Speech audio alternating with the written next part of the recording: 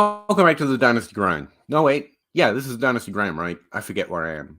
My name's Peter Howard at PA Howdy on Twitter, though. Every Wednesday at 9:30, we go live for about 3 hours to answer any Dynasty questions or complaints or speculations that you might have about the game of fantasy football in a Dynasty format. Any questions that you have, drop in a little comment box on whatever streaming platform you happen to be listening on. Zach Reed from the Dynasty Dummies won't be able to make it this week, but we still do have me, so it's fine.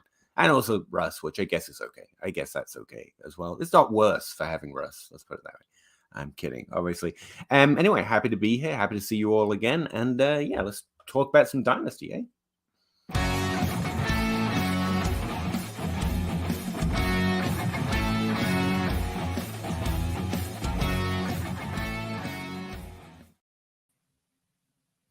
Russ, how is it going, my man? There. Now it's better. Oh, yeah? Oh, yeah. Yeah, they changed the number on you. I think that's purely an affront to you, to be honest with you. It really is. I feel so like...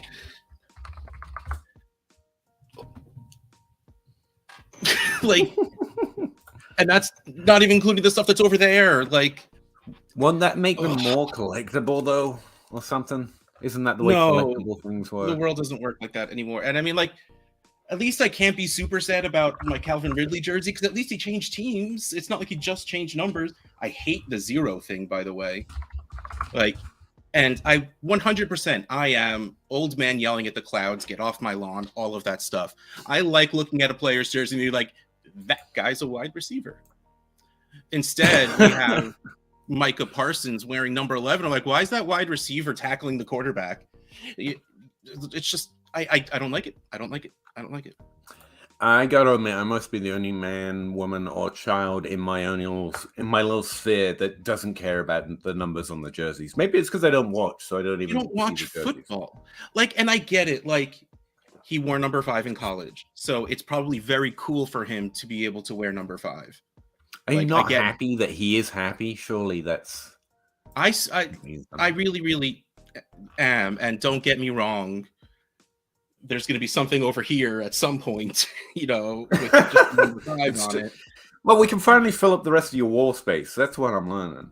Yeah, you know, you got to have the 85 and the 5 next to each other. And and it's, I mean, I got my Ridley over here. I'm going to have another Ridley over there, and I'm going to have to wait until there's enough cards with him in a Jaguars jersey to be able to fill that over there also. I still, the oldest, it's funny, like, I have 4 signed jerseys. The only one who's on the same team and the same number is the oldest guy, Keenan Allen. I have Allen Robinson from the Bears. It's not even the Jaguars jersey, like, it's a Bears jersey. Mm-hmm. Ridley, Keenan, and Higgins. Sorry, I was getting, I fired up Discord because I realized I hadn't been on it in 5 minutes, and I'd got 3 messages from Patreon saying that they like the new, I released a new kind of Dynasty Crossroads episode today, and they liked it, and that made me smile. But I heard everything you said, obviously. Jerseys and football and stuff, yeah. Yeah, I don't know. Hey, man, I don't get a lot of good feedback, so I'll take it. My Patreon's awesome. I'm so behind. I just finished recently your episode with Zach. Oh man, he had. I'm very, very happy. I work from home anyway, so I'm glad I wasn't in a crowded area. He said something like, people ask me what I would do if I'm on the clock and it's JSN and Gibbs are on the board. He says, well, I always break ties to running backs, so I'm drafting JSN. I caught that after he said it. I carried on, and then mid-sentence, I was like, don't laugh, you'll sound like a crazy man. I caught it after he said it, and I was like, man, like, if there were a drink in my mouth, it would have been everywhere. If I was in public, people would have been laughing at me like I was a crazy person. But I was in my car, in my garage, thankfully, just like, but like, I was not ready for it, and I mean, that damn subtle sense of humor he's got made you feel like it's almost like his name is Tacit Assassin for a reason. Like, I know, right? It's almost like I know. It's weird. No, I spend that. We should probably talk to people in the chat, but I'm enjoying this personally. It's not you and me very often. We always have that other guy here right, that takes up. So right? All he does is talk. So demanding. So like we get some bus time. That's what I'm here for. Like the good old days. Remember we did this just the two of us for a while. I spent the day trying to get my article for this week ready, and then realized that last week I promised to do wide receiver, not tight end. Now, no one reads it, so no one will care, but to me, continuity matters, and so I'm going to have to redo all of that's the other thing that went on today. So, Oh, yeah. It's actually a pretty lit article. I thought it was just an easy-to-do exercise that I generally look at anyway, but it's actually really interesting once you filter down to the top 100 ADP picks to see who the Superflex rankers are doing, who they're doing differently. Now, know, when you do ranks, you're not always thinking about the draft, but that in itself, to compare it directly to the draft and say, hey, guys, you're taking 50 wide receivers. If you're ranking a draft, you're taking 50 wide receivers by like an insane round. We're like 48%. We're drafting wide receivers at like a 48% of all picks taken if it was a draft in our ranks. And ADP are doing it at like 25 to 30%. No, it's like insanely high compared to ADP. And like, it's really interesting to compare it. Well, I'm just saying, like, wide receivers and quarterbacks, unless like 50 Kelsey wide receivers by round 10 in a good spot. Like, I'm not drafting a running back in the first bunch of rounds. Like, we're doubling wide receiver picks in the first 2 rounds. We're taking twice the wide receivers as ADP. Yeah, absolutely. No, that's gross.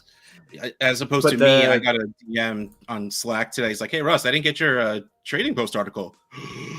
Oh, sorry, man. I got really busy with work. I'll get it to you in a few minutes. I'll get it to you soon. And I wrote an article in like 25 minutes. I have no idea what I wrote. See, I wish I could do that. See, I can write, and empty words come fairly quickly to me. You might notice, Dynasty Grind audience, I can fill time. No problem. I can even be entertaining just by insulting myself for a good 10 minutes. And I do that in podcasts all the time. But for articles, I've got to write it, and then I got to leave it alone for at least a day, come back and realize, oh, that's what everyone on Twitter is always complaining about.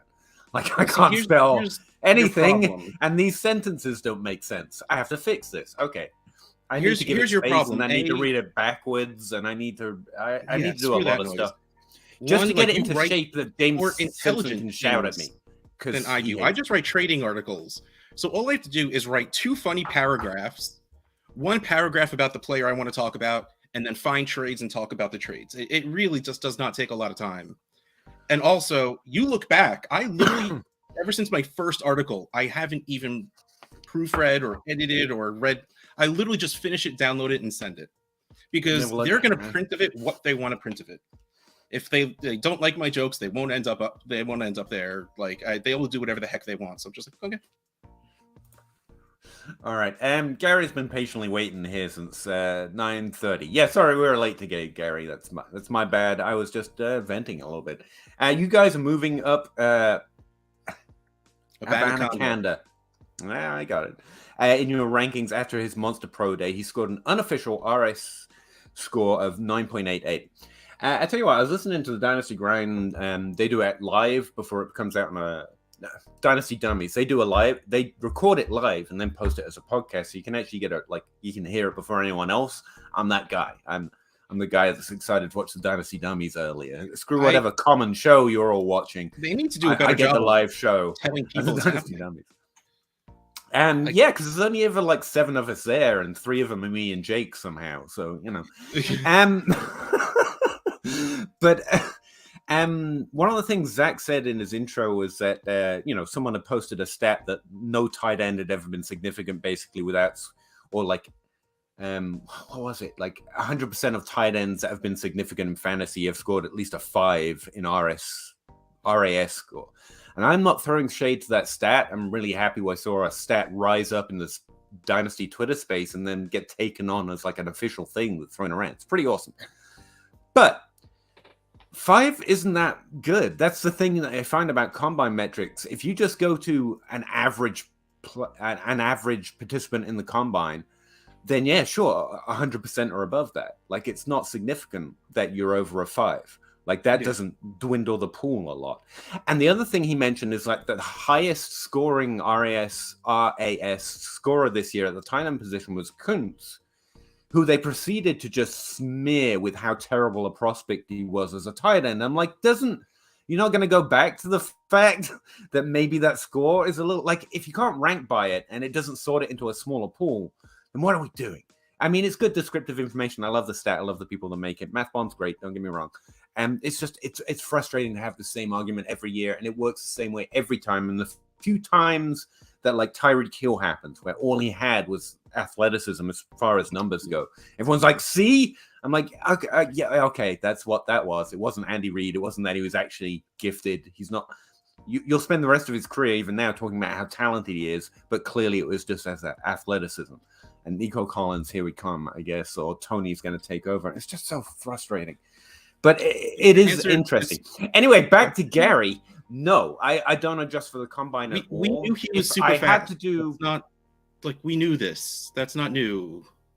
Like can confirm it's the same thing as combine scores. We're not double counting.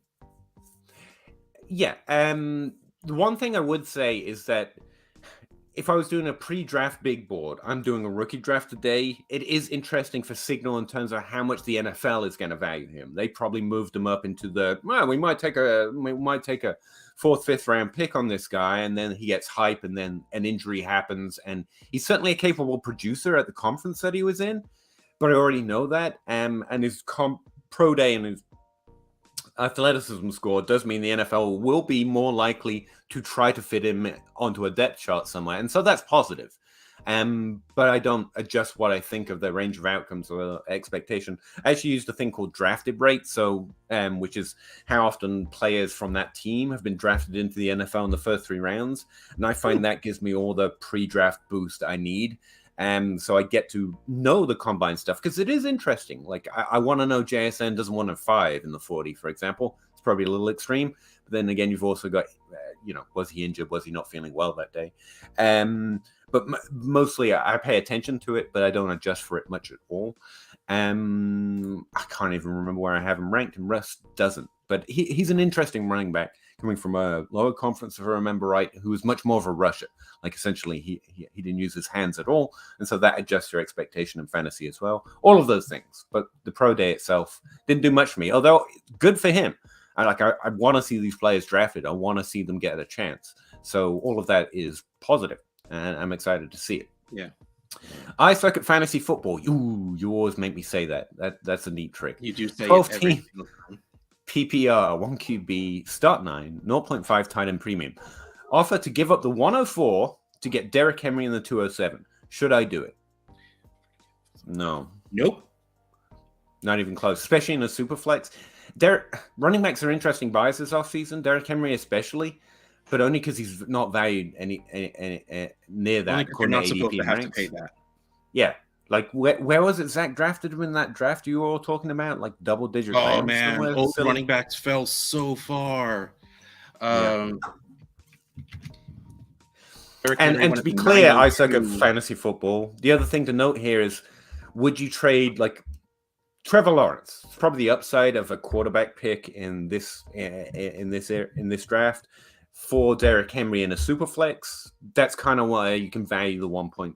Not Trevor Lawrence, but that potential of being Trevor Lawrence. And in super flex, it's just a no-go. Because even if you don't want to take a quarterback, you can trade back and get your favorite wide receiver 2 or running back 2. And we have higher expectations for them than long-term in Dynasty in terms of value, at least, than Derrick Henry. So even on a win now team, I think you should be able to find a better trade, or you're making the pick. Yeah. What were you saying though? I was trying to give you time to look it up. No, I have them fast typing fingers. The 902 right before the 201 was drafted, and right after I traded up ahead of Zach so I could draft Juju Smith-Schuster right after him going to the Patriots. Now, what I would say is they're asking for a second as well, or the balancing. There seems to be a high value on running backs in your league. Just guessing, you know that better than me. And that's fine. Honestly, if a league is structured that way, that just tells you something about how to play. And and I was talking about this last week when I wrote up ranks versus value last week, the running backs, ADP and DLF drafters are suggesting we go target. If you want a running back, and I'm telling you not to do this, which running back? Breece Hall's always a good shot. He's probably the main one. Otherwise, trade up to the 101 from the 104. More than possible in a lot of leagues without adding too crazy a value right now, depending on the trade offer you get. I recently traded for Aaron Jones. He's going for a song in most leagues. And Nick Chubb. And there are some older running backs that are going at a more consistently going at a discount. Sorry. I just said it's a running back and it's March. Mode. It's not something you need to worry about now. Like you go out and you acquire Derrick Henry in March only because he's supposed to be cheap now. The 104, even in a one quarterback, is not cheap. I would say, that's ultimately the truth. I would say it's interesting to explore this offseason because running backs are the lowest value ever, and no one's trading running backs in March. No one. Especially when we say things like trade Kenneth Walker, and everyone on the Dynasty grind comes in and says, no one's buying. And we're like, okay, then you don't. But according to ranks and DLF, you should explore the idea. And if it's not, then it's fine. Of someone like Nick Chubb, Aaron Jones, Kenneth Walker is actually higher ranked than he is drafted right now by 3 positional ranks, just about half a round. Jonathan Taylor. Those are the ones that we're mostly targeting. Or, Isaiah Pacheco is really interesting if you want to take a flyer on him surviving the draft well. He's a guy I take a lot of flyers on. Almost nothing. Like he's a second-round pick is extravagant for a trade-off. According to ranks and DLF, in your league, the guy rostering or girl rostering them might be like, no, which is fine. And that's a whole disconnect between what everyone says and what happens in your league. They just give you ideas of things to go see. And then if your league mates are like, no, then you're like, okay, that's fine. Oh, that's the way I try and play it anyway. Sorry, got stuck on that question. That's a nice game card. The question look at that game card. Zach asked what the SNES game on my wall was. It's not a game. It's 3D printed, but it's The Adventures of Batman and Robin, signed by Kevin Conroy, who was the voice of Batman in Batman the Animated Series. SNES. SNES. SNES. Come on. Even I know that. 12 team, 1 QB. Interesting. I am insanely impressed I got that up there on the first try, by the way. I was too. I was sitting here. I wasn't going to say it, but I was thinking it. I was going to play it cool, but I was too impressed. I had to do it. Yeah. Right. I traded the 105 and the 107 in the 2023 draft. Yeah. For Chris Olave. Too much? No. In 1 QB, trade. I'd say that's pretty good, actually. I don't mind that for the other team, actually, because they're trading for the players they want. But Josh Downs, that's a really good trade. You did great. No, Downs right now is going to be a late second round pick at best. That's okay. How people allow me to. It depends what mock you're looking at. Yeah. No, I was saying it because that's like I would really be interesting in Downs that low. Like, I don't know why you kept same with Tank Bigsby. Stop talking about him, not because he did anything wrong. Yeah, and because he's small for no reason. That's his entire class. That's why we just we need the draft. Like I rambled for way too long at the beginning of Trade Addicts last night, just being like, "Look, I'm ready. I'm ready for the draft. The combine was fun. Moving. Like we did all of this, whatever. Let's move on. Let's go. I'm ready. We need to do. I actually could use a little extra time. I haven't ranked tight end yet, and I haven't ranked or even pretended to rank. The real trick is just I could use to do rankings. I could use one. That would be a neat trick. Sorry, and hey guys, why are you sorry? Good.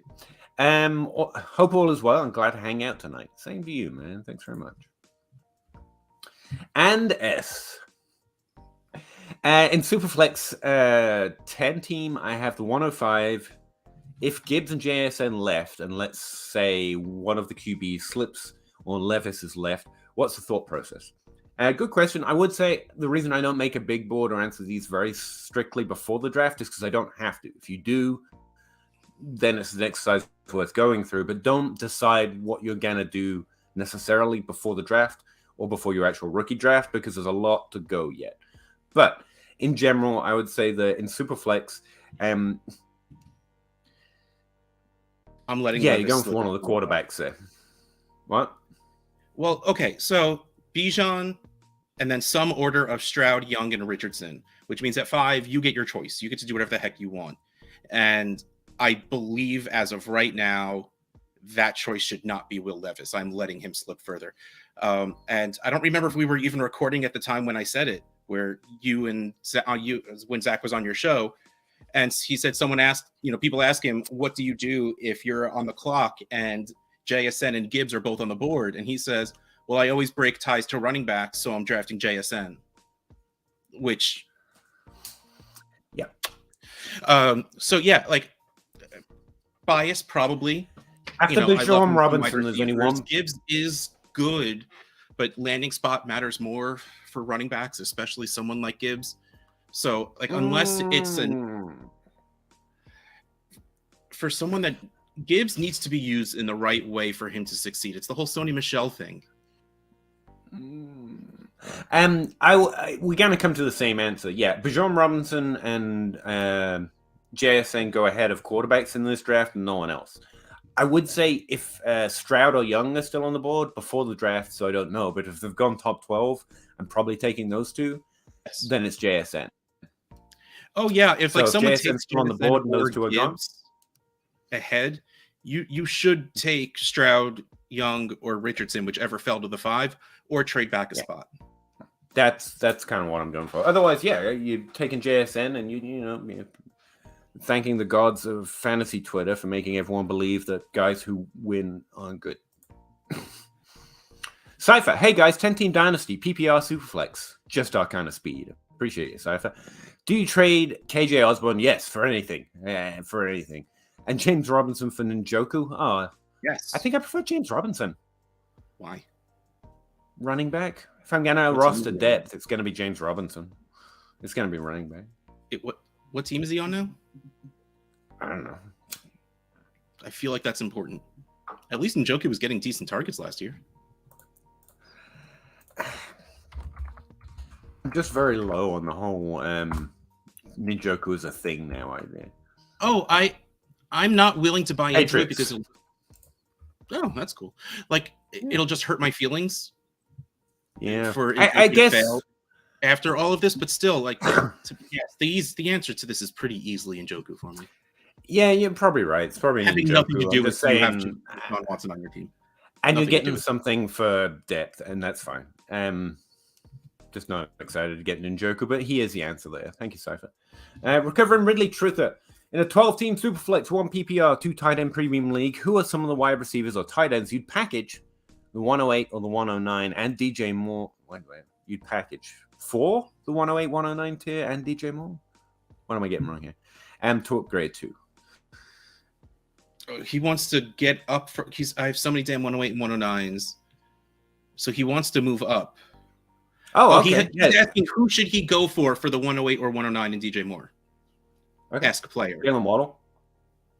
Yeah, I mean, that's where you start because the 108, at least, the 108 is in that second tier of players. It's outside of I'll call it the third tier because Bijan tier by himself, 3 quarterbacks, tier 2, and then you get JSN, Gibbs, and Addison. Addison's the guy I'm hoping to get there, Wait, yeah. 3 quarterback. Okay, so yeah, they never mind. So yeah, either of them. Because Quentin Johnston or Zach Charbonnet are my next two players, and depending on where they go, how they go is gonna really affect whether they were there in that tier or not. So clearly, you always try the 109 first, but you're still getting a pretty good player plus DJ Moore. You should start at the T. Higgins, Jalen Waddle area and work your way down a little bit. And if you're talking tight ends, anyone but Pitts. I'd go for Kelsey and Mark Andrews for this. Pitts' value is interesting right now. But yeah, I think he's got the right idea. You start with Jalen Waddle, and if they want to do it, he is kind of an interesting value right now. It's AJ Brown, same tier, but you get different trades in different leagues, and so he's definitely worth trying. And then if you really not Jamar Chase or Justin Jefferson. Everyone else is worth a shot. This isn't an offensive offer to anyone else. It won't get accepted a lot, but you'll find the right person. They'll just be like, yeah. And if you just want out, send one of those picks. See if you can pick up Debo. I'm really conflicted on his value and what to do with him in Dynasty right now. I believe you can pull Debo with the 108 or 109 by itself. Yeah, that's what I mean. Just send one of them, and then you get out of that tier, and you get some Debo just to diversify. Because I mean, he should have 1,000-yard season rushing, receiving combined as a floor, and that's a really good floor just to get out of that pick that could be a miss. And if you're just looking to get out of the range, just for one of them, it's a really interesting offer if you can't get one of those guys up earlier. Or try Treylon Burks. He's a rookie. I think we should send offers on for around the same value. Send the 108 and a second, or trying to get Treylon, or DJ Moore straight up for Treylon. Just try and get some of that youth back, some of value. I like it. No? Yes? Russ is frozen. Everyone waving. Sorry. No. IDP linebackers to targets. Don't know if you're into ITB. Just figured I'd ask. Not enough that I would try and answer questions. I just kind of throw everyone to Tom Kisslingberry at DLF IDP stuff. Go to the other Englishman. Yeah. That's the other English. That's the other English guy. Sorry, and there's only very good format. I'm struggling to keep track of the 4 positions. The idea of expanding it has always just been. I tried it here and there. Couldn't keep up. I don't get it. The best players get the worst points. I don't. Thomas H, 10 team, 1 QB, half point PPR. Would you do the 107 and Mike Williams for any of the following? DK, yes. All of the following. Adams, yes. Devontae Smith, definitely. Josh Allen, 1 QB. Yep. Yes. Yeah, I would do it for any of. Which would you prefer if they're all on the table? Which is your favorite?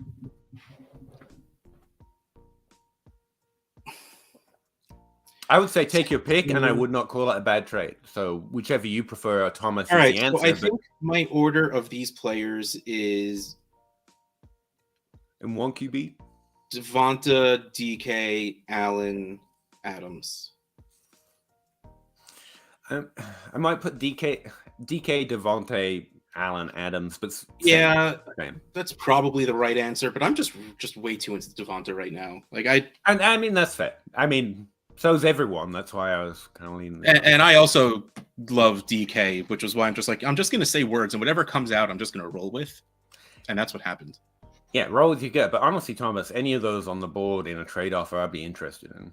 But just Adams to the end, because that's part of my conflict with trades. Every time I'm looking at a good trade, I'm like, I wonder what else I could get, and then I screw it up. So just pick your favorite and be happy with it. I would say. What do you do when your league doesn't like to trade their vets? That can happen. Cut Diggs, Chubb, Mike Evans. None of them for sale. Got it. It makes it hard to buy talent for teams that don't realize they probably aren't contending. First thing I'd adjust here, Thomas. You want them because you know that they're good. If they have these good players, they probably are contending. That's always a conflict with me. I'm like, why won't you give in to the things that I thought you would be giving into? But they're probably making very decent bets on trying to have points. I always try and be harsher with my evaluation of their decision than my own. It tends to have net positive results. Having said that, you're going to have to go the other way. You're buying Treylon Burks. Well, Burks is a little more risky. If they're valuing vets well, then they might not value Devontae Smith, who we just mentioned nearly as well. They might be one of the leagues where Drake London is actually accounting for some of his lower ADP. And so you try and find those. Again, there's no real way to shut down playing a Dynasty league unless the entire league just decides to specifically shut you down personally. And while it can feel that way, I don't think it is. You just kind of have to adjust where they're at. Like we were saying about trades earlier, ADP in the market just gives you an idea of what to explore. And then if the person in your league is like, no, it's not that they're silly, it's that they're listening to similar things that you are. Like no, I know this guy's going to score points. I listen to the Dynasty Grant now. I listen to the Matthew Berry's podcast probably. And he said he's going to be good. So yeah, that's why. And that's okay. There's no real way of shutting down a good process in Dynasty as long as you're willing to not this is where value comes in. It's like you want Mike Evans. You're a fan. We expect good things. We want Cooper Kupp. Like, I really want Cooper Kupp in Dynasty right now. But if the value's not there in my league, I can't get addicted to the name. I have to stick to the process. Well, if I can't get Kupp, can I get Michael Thomas for less? Because no one likes Michael Thomas. How about Calvin Ridley? Is this one of the leagues where Calvin Ridley is suspected to be overvalued, and so he's still trading for a second or less? Yeah, you just have to find where the value or where the best options for your team is. And sometimes the answer is, honestly, and this is the most frustrating part about Dynasty, there's not. Like, your league wants to keep everything. It wants to stay put. And that can be a problem of, this isn't the league for you. Maybe you have to go find a league that's more willing to take bets, or the more likely that half the league's trying to build, half the league's trying to buy, which tends to be what happens in my leagues, which is where we get fairly decent movement. People are either trying to go in one direction or another, and there's very few teams just like staying the course. I'm going to see what happens and building through the draft. The Zach Reed strat. But I have been, and I am in some leagues where that happens a lot. Everyone's just like, nope, I'm betting on my process. I drafted well. I'm going to keep playing the waiver wire. I'm pretty happy for going to the playoffs every year. And to be fair, while we do say to unbalance that and try to go one way or the other, the reason is because that is a solid strategy employed by a lot of people. So we're trying to find an edge over that strategy to try and win more consistently or more often, or this year, hopefully. But ultimately, it's not a terrible process. That's why so many people feel like it. Because if you can get to the playoffs, literally anything can happen in fantasy football. Like, you can have the worst roster, you can be the lowest scoring and win it all. You just have to get to the playoffs. So we make fun of the being in the middle, but it's a solid play. You're balancing points per game and value. You're not trying to find an edge over everyone else. You're just playing solidly. So again, depending on where your league is or why they're not trading those vets, I'd say reconsider going for, if they're not valuing those guys, maybe they're undervaluing the Drake Londons of the world, or just reassess why they're valuing them that way. Because it might just be because they're pretty happy to be in the middle, in which case I might go more exaggerated towards draft capital. Is it easier to trade up in the draft? Is it not? Or is it just no move to make right now? And that's okay too. Injuries and the like. You could explore things like, I know you're highlighting running backs and wide receivers here, and I don't know if it's a super flex. You said it's a 1 QB earlier.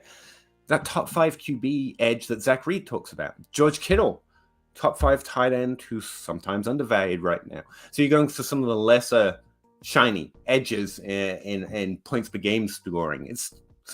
Yeah, and if all of those get shut down, again, it is possible there's just no decent move to make.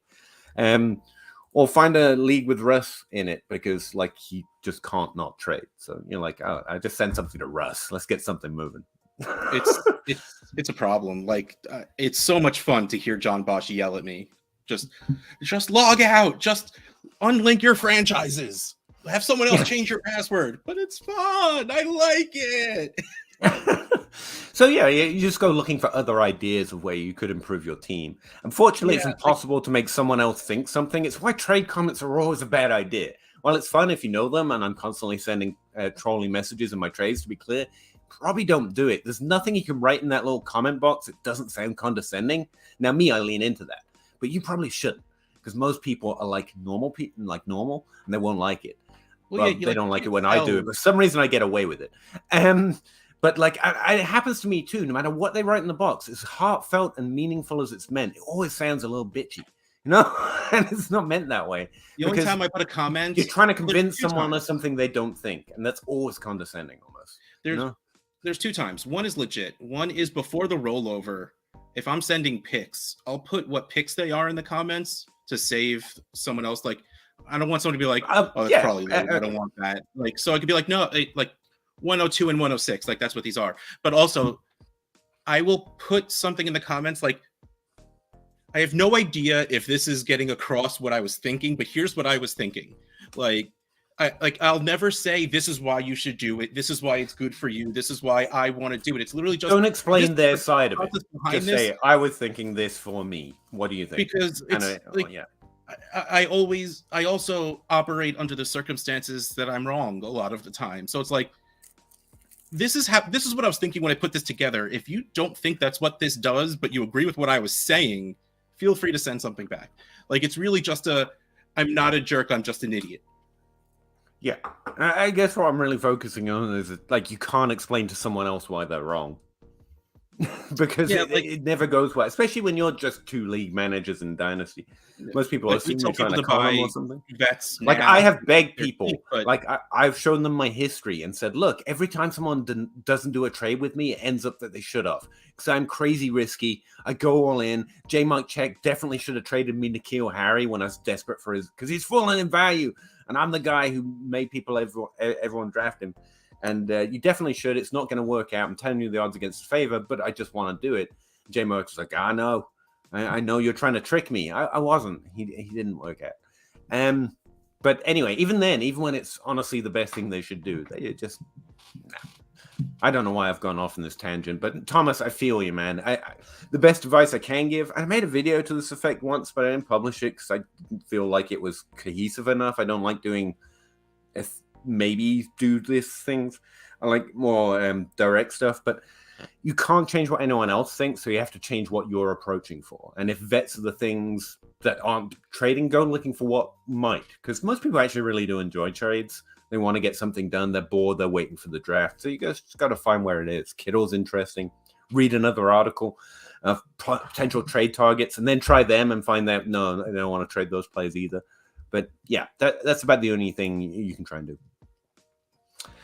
Flowsaurus, 12 teams, blue flex, 1 point PPR, or just PPR. Start 10. Semi-rebuild, aiming for 2024. Aim for 2023, but I get the strap. Sell Russ Wilson and KJ Osborne. Why's KJ Osborne What's happening back? Did something happen with KJ Osborne? For Drake London. Yes, definitely. Russ Wilson is undervalued, but even if he does great this year, I don't know he bolts back up there in ADP. He can't bolt back up, like unless he plays like Peyton Manning that year. He's not bolting back up. He's old and he's disappointed for way too long. And especially in your situation, this is just an opportunity to get Drake London. I think that's plus EV move in a build. So yeah, thank you, buddy. Kevin, thank you. R.I.P. Oh no, that's Kevin Conroy. He died a couple of months ago. Recovering Ridley Truther, 12 team Superflex, 1 point PPR, 2.5 tight end premium. Give Kenneth Walker, get the one ago, Vikings Osborne helped save a man from a burning car. That's the last piece of news on KJ Osborne. I mean, that's pretty cool. I don't think it scores me points, but it's pretty cool. Kenneth Walker of the 104. Go. Superflex. I think, and especially in 2.5 tight end premium, this is a 104. But it feels really bad. It feels like we undervalue Kenneth Walker, but like... Yo, that's too far. 2.5? In a Superflex? Oh, 2.5 tight end premium? Like... Unless you could say it doesn't count for Travis Kelce. Like, Travis Kelce would be the 101 in this league for me. Yeah. Like, they probably should be drafting 3 tight ends this year in the first round. That's how insane that is.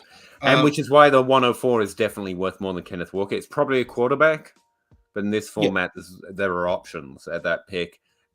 A top 12 running back. Again, a really good top 12 running back. That's what we expect from Kenneth Walker, and this would be a good trade. Yeah. So it's not meant to be hatred.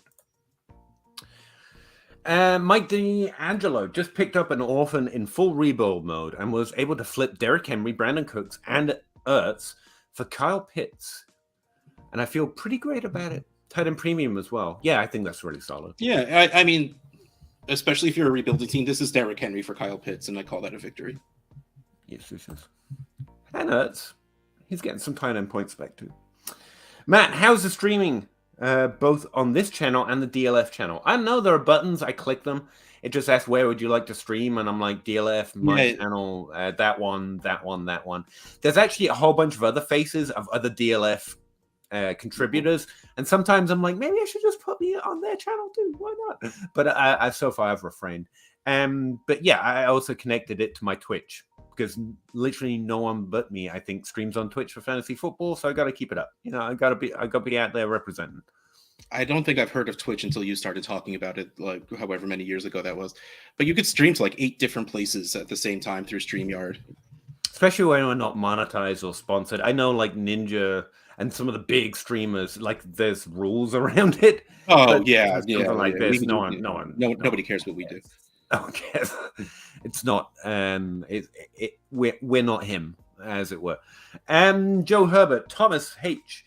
If your league doesn't trade, you need to become as knowledgeable as possible on each incoming rookie class. Yeah, I mean, you can always try to foster a spirit of trading. You really can make trades happen with trades. But the other way, yeah, you can explore the other ways to play in Dynasty. Or find a new league or another league. You don't have to leave necessarily. But yeah, some leagues don't trade as much. And it's whatever people enjoy, you know. D Magoon, half point PPR, I'm assuming. 10 team, 2 QB, 0.5 10 in premium. Okay. 1 of 2. That's what it meant. So it's 0.5 10 in premium, start 10. Inbox. He's got Mahomes, Rashad White, Sky Moore, the 307 for the 101, the 104, and the 207. Garoppolo, Javonte Williams, Malik Davis. Is this too much to pay with my roster? And the roster is dead. I don't care what your roster is. What's the... Me neither, but it's nice to know. Thank you. Mahomes. I see. Okay, this is how old I am. I see R. White, and I still think Roddy White. Yeah, I can see it. I can see that. Okay, so Mahomes breaking it down. Sky Moore doesn't matter here. Garoppolo, Javonte, Malik Davis. Davis doesn't matter. Okay, so the 101, 104. Pat Mahomes for the 101. Javonte for Mahomes. Javonte. I don't mean to keep talking over you. I'm just going to let you finish. Oh, no, I'm just trying to play this. Like, this is just a lot. Me too. I'm trying to simplify, which is, I think, what this trade ultimately needs. But let's just check it's not good for you anyway. I think it's Mahomes for the 101 and Javonte, and I think I want the Mahomes side. Like, this is Mahomes for the 101 and 104. The rest of it, I don't care about. There is a 104. Javonte is kind of interesting. I would value that. Yeah, I'm out until, like, I'm fine if I miss out on that. I just, he hurt his knee later, and to a similar extent as J.K. Dobbins. J.K. Dobbins shouldn't have come back when he did. Javonte shouldn't come back until later in the season anyway. When it comes down to it, in a 2-quarterback league, yeah, I'd probably trade that for Mahomes. And based on what he's saying here, he's trading away Mahomes. He would be left with Lawrence, Lance, Minshew. Oh. Yeah, I think he keep Mahomes, man. Lawrence. He's trying to get into this year's rookie draft. I like the idea of going and getting the 101. I would keep Mahomes home. He would send away the 101, 105. No, for his 101, he'd be getting Mahomes. Yeah. Oh, yeah. Right. Go get Mahomes. Get Mahomes. You'll never be. We're on the Mahomes side. Yes. So, yeah, and you'd be fine. I think you just want Mahomes in this trade, but there's a really lot thrown into this, but there are only a few really important points. And since you're getting Mahomes, you don't need to simplify the trade. Don't make it easy for them to understand that. I think you're getting the best thing here. Or even if you are worried, what you do is you do this trade, and then in like a month, you just trade Mahomes for 2 things. Like 2 really good things, as opposed to the 18, 2 good things and 18 things you're giving away. Like, I get it. It's 2 QBs. Lamar Jackson plus right now. Third quarterback on your team. So losing Jimmy Garoppolo is a little bit of a deal, but like not enough to make me not go get Patrick Mahomes. Like, even later, you could get Lamar Jackson plus a really good wide receiver or a really good running back if you really wanted to. But honestly, I think you just keep Mahomes. I think he's the one adding more points and more value to your roster anyway. So, yeah. Thank you, though, D. Magoon. Frank N. Single-digit jersey numbers equals up 1 fantasy tier. No. Thoughts on Alvin Kamara, Superflex Dynasty? Value is interesting right now, especially since we might miss time because of preceding legal action. Yeah, he's going to keep playing. The running backs we have right now are still going to be the running backs we have for a couple years. Bijan Robinson's going to sit on top of him. We're going to get a few more surprises from this year's draft. I don't expect a 2017 class anytime soon, which would be the only thing that revolutionizes the position. So we're going to get a few extra. Alvin Kamara's at his value low, but he's going to stay there because he's a running back and he's older. So if you're interested in his points, I think now's a really interesting time to like throw a really late second at him, see what the owner thinks. Otherwise, you just go get running back when you need running back, which is in season if he's scoring points. His value has fallen very, very, very, very far. And it should have fallen A through age, B through he just wasn't doing it most of last season, except for like that one random game in like week 13 where he felt like putting up 40 points. And because he's going to miss a couple of games, and missing a couple of games at the age of 28 or 29 matters at this point. Like it's a good chunk of the rest of his career. But like if you can get Kamara for like a mid-second, like you just do that. Agreed. Equity loans. Interesting comments from the Atlanta head coach at owners meeting. I would lean towards selling high on Pitts. Yeah, I read some of those, or I saw someone else tweet them. That's how I get my news. I refuse to adjust for anything coaches say because they lie, and every time I try it, like that's when they're lying. But also, just Pitts has not actually disappointed. He's just disappointed people expected him to be Travis Kelce or Rob Gronkowski year one. Like he's had a really good start to his career, like better than Evan Ingram, which was a real concern. He didn't have a year two, if you remember, whereas he was still pretty decent this year. Atlanta's kind of a mess, but I mean, at this point, you're just rolling the Pitts value and expecting it to bounce back at some point. Toronto Dave says football party hat head. Toronto Dave. And S. Kamara's a baby boy when... Kamara as a baby boy won me my first title. Crazy how time flies. Yeah, I know exactly what you mean, man. I remember Alvin Kamara with 101 days too. RM32. What are your thoughts on Christian Watson post Rodgers? Has it happened yet? Is it post Rodgers yet? Not happened, it's probably going to be. Read the next sentence. You did great, whoever you are, RM32. Like that's a for the great price. 2.1 and 2.5 in 1 QB league. Feel pretty good about it. Yeah. As someone who spends most of his time defending the hatred or dislike I have of some of Christian Watson's ancillary stats, I am higher than the average on him. Because everyone's a little worried because of those touchdowns, and I also don't exactly buy the volume argument, which is why I get into a lot of fights over it. But he had a good rookie season. There's no, I do not mean to deny that. And so for the 201 and 2.5, this is just a walk-off win, even in especially in a 1 QB. So yeah, it was very good. Losing Rodgers hurts, but if he's good, it won't matter as much. It shouldn't affect that value, if you know what I mean, especially this low. So. And S, 10 teams through flex 2.06 for Ridley. Thanks for answering all the questions. Not a problem, and S. And I actually like that trade. Yeah, I'm still in on Ridley if it costs like a mid to late second round pick. Zach said you're buying after it comes up, and he doesn't like that so much. But like, I'm a fool, and I'll consistently be a fool. And I think in season you can easily get that back, even if you're not winning, when he's scoring points again. So I think it's relatively low risk if he does anything like what we expect when he comes back. Even pre-draft, he's going to jump back up into the 24. I think he can get that back at any point. Jacob Calloway, 108, 110, 208, 25 mid-second. You don't know it's mid, but okay. For AJ Brown, Kyron Williams, sure. And the 310. So this is the 108 and 110 and the 208, I guess. And a mid-second for AJ Brown. AJ Brown. I think that's solid. It's AJ Brown. That's very easily AJ Brown for me. Like a fan, not getting an amazing discount, but you're getting a discount on AJ Brown, and I would be happy with that. You're getting AJ Brown without giving away a solid pick. Like the 108's okay. Assuming this is even super flex, the 108's okay. I was just recommending he be one, like it's Jalen Waddle, then try AJ Brown, and if he to someone else for the picks package he was trying to offer. And if he came back and he said he got this, I'd say you did even better than I expected. This is a great trade. And this is why AJ Brown's interesting to send trade offers on. It's hard, especially when you start playing in good leagues where other owners can shut you down and stuff. It's hard to give up a lot because when we think we're buying, we're thinking we're getting it for nothing. Whereas you're taking on risk here. AJ Brown can get hurt. He's not Justin Jefferson or Jamar Chase, for example.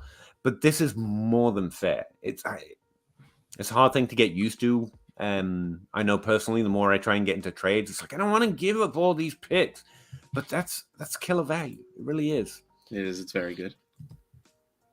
KJ Abrams trash. Hey, harsh but true. Almost trash. But great real life dude. I'm sure. Yeah, I assume until proven otherwise, I assume people are great dudes, especially since I would rather NFL players be great since I'm such a big fan of the sport. It's unfortunate when they disprove us, but he does. I mean, he saved someone, so that's pretty high on the list of being a good dude. Polo 313, 10-team 1 QB. I traded the 107 and Rashad White for CMC. Oh, beautiful. I love it. Is that a good trade? That is an excellent trade, especially in 1 QB, because we keep saying that just in case we haven't explained it this stream, because there are quarterbacks early in the draft in Superflex. It means some of the players that we would draft in the top 5 are actually falling to the 107 and 108. Whereas in a 1 QB, they're going ahead of that, which means you're outside the tier where it would give us pause based on your team situation to trade for a running back. So this is a great trade, in my opinion. Christian McCaffrey should easily trade for a top 4, top 3 pick in 1 QB, at least, maybe even a plus. Yeah, great trade. Zach Harris, would you rather have a shot at KJ or Addison at the 109? I have Addison higher. The more I look at it, the more I'm like, I can see how people go back and forward, and you kind of go to preference. I'm much more certain of Addison's floor is a way to justify it. I'm just more convinced he actually hits based on how I view the data. But it's not meant to be a slight in KJ. You've got to rank at a certain point. They get a similar score overall in very different roles. Yeah. Roddy White is wonderful. He is. Hey, Bob. It's Mahomes. Move on. Never move on. I will spend 10 minutes talking about everyone's individual question. They're all unicorns. They're all snowflakes, and they deserve special treatment. Bob's such a hater, man. That guy. Caesar, 12-team Superflex start 10, got offered the 102, the 106, and the 202. Alec Pierce and Damian Harris from Mahomes. I would keep Mahomes. Yeah, Mahomes is... You need to be like, like for the other side to give away Mahomes. No, like in that trading video I eventually didn't release, like there are some players that are just in a very different tier where basically unless you're building, you can't even try to trade them. It's Mahomes, it's Allen, then you've got Chase and you've got Jefferson, and that's really it. Because Kelsey's a little older and Pitts fell in value. There's just no package like this that's going to be that package side. I mean, we just turned down Bijan Robinson from Mahomes. Like he just hits a little different, especially in Superflex. Get the guy you know scores the most points in the league. Exactly, Bob. Also value. Equity loans. Sky Moore will be a top 25 wide receiver. I like the top 24 category you've decided on. Come league draft based on situation and opportunity.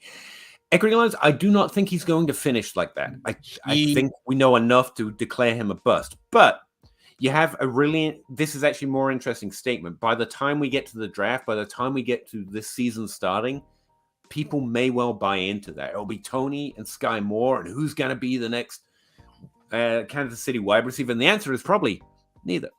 But you're right that there might be a peak of value coming, in which case I would say hold your Sky Moore shares and just sell that. I don't think it's going to happen, but that is an interesting idea that by the time we get to the season, people might believe it could.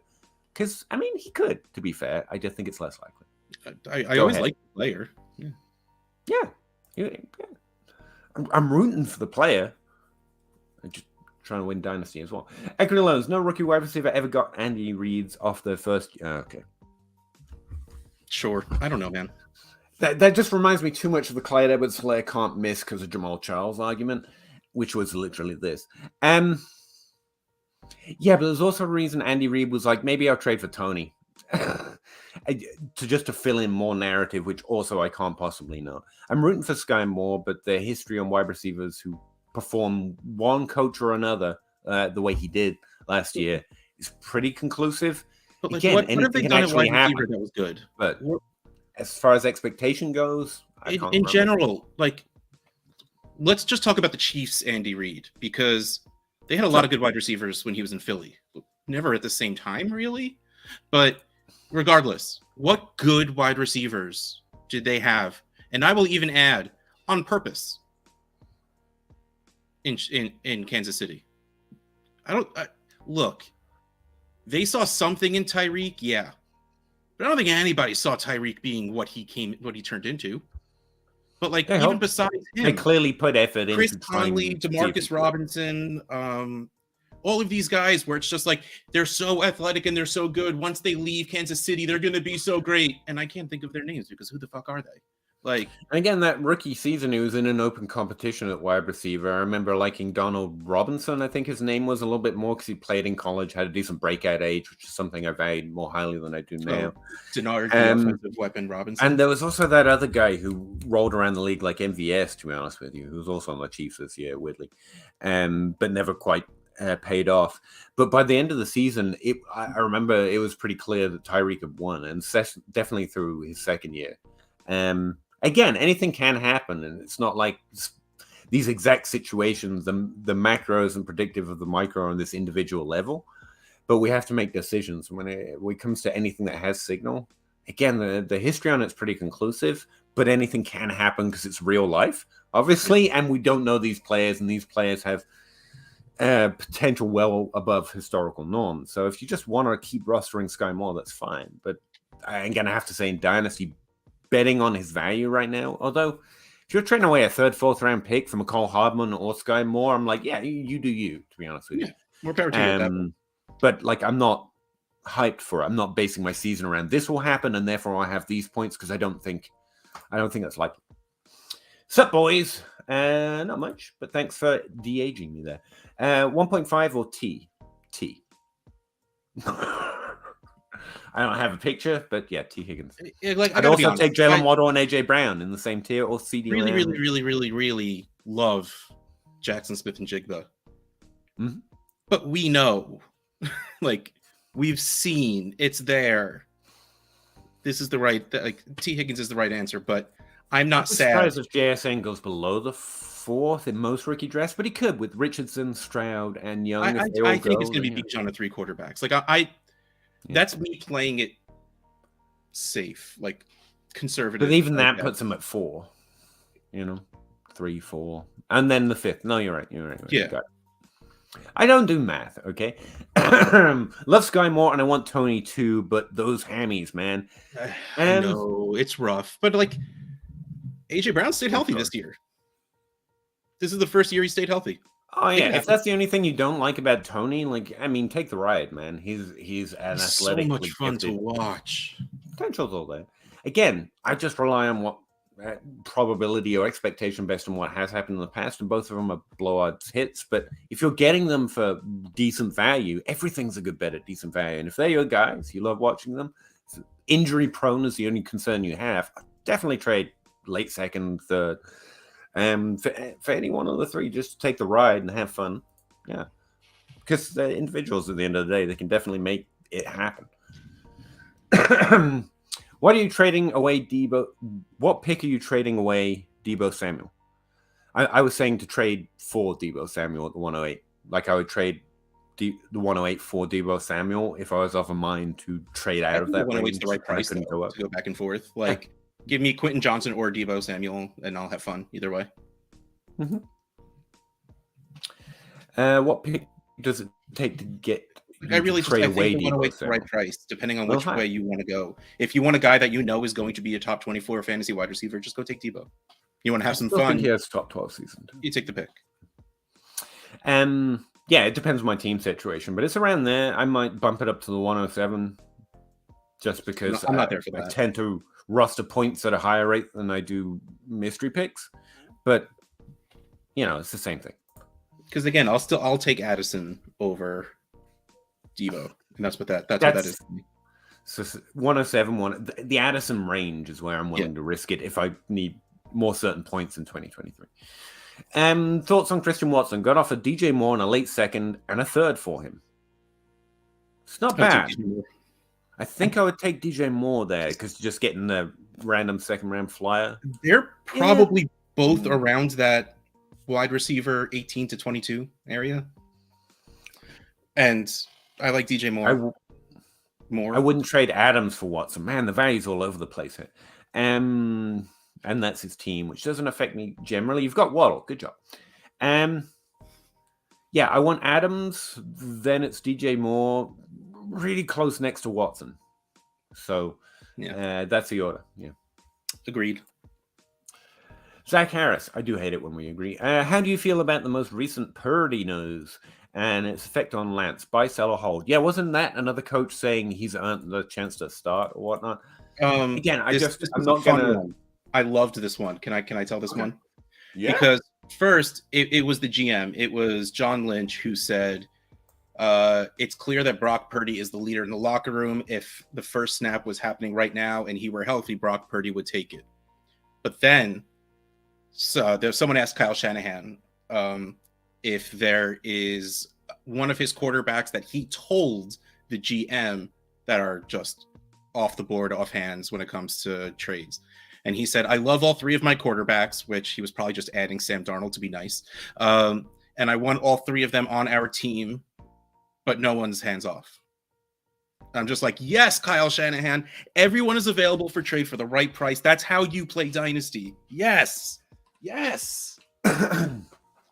I think that's interesting. Of course, in Dynasty, I don't have to plan a locker room or do any of that difficult stuff. And so the decision becomes a lot easier. If you have Brock Purdy, you're hoping for a streamer quarterback and a super flex. But you're not hoping for a lot of future. I don't think he becomes Tom Brady or Russell Wilson ultimately. And so if I get anything more for that or in a building frame of mind, I will trade him away pretty much what I can get. The one that's got more interesting fantasy upside is Trey Lance. And that doesn't change based on who they say they like or don't like or whatever, to be honest with you. And so that's one of my ideas. Like if I'm in a Superflex league and I've got the Anthony Richards pick, I'm interested in Trey Lance plus. Can I get Dak Prescott plus? He's in that kind of tier of production versus potential upside and value. Dak Prescott's more certain in production. Trey Lance is more speculative in higher upside.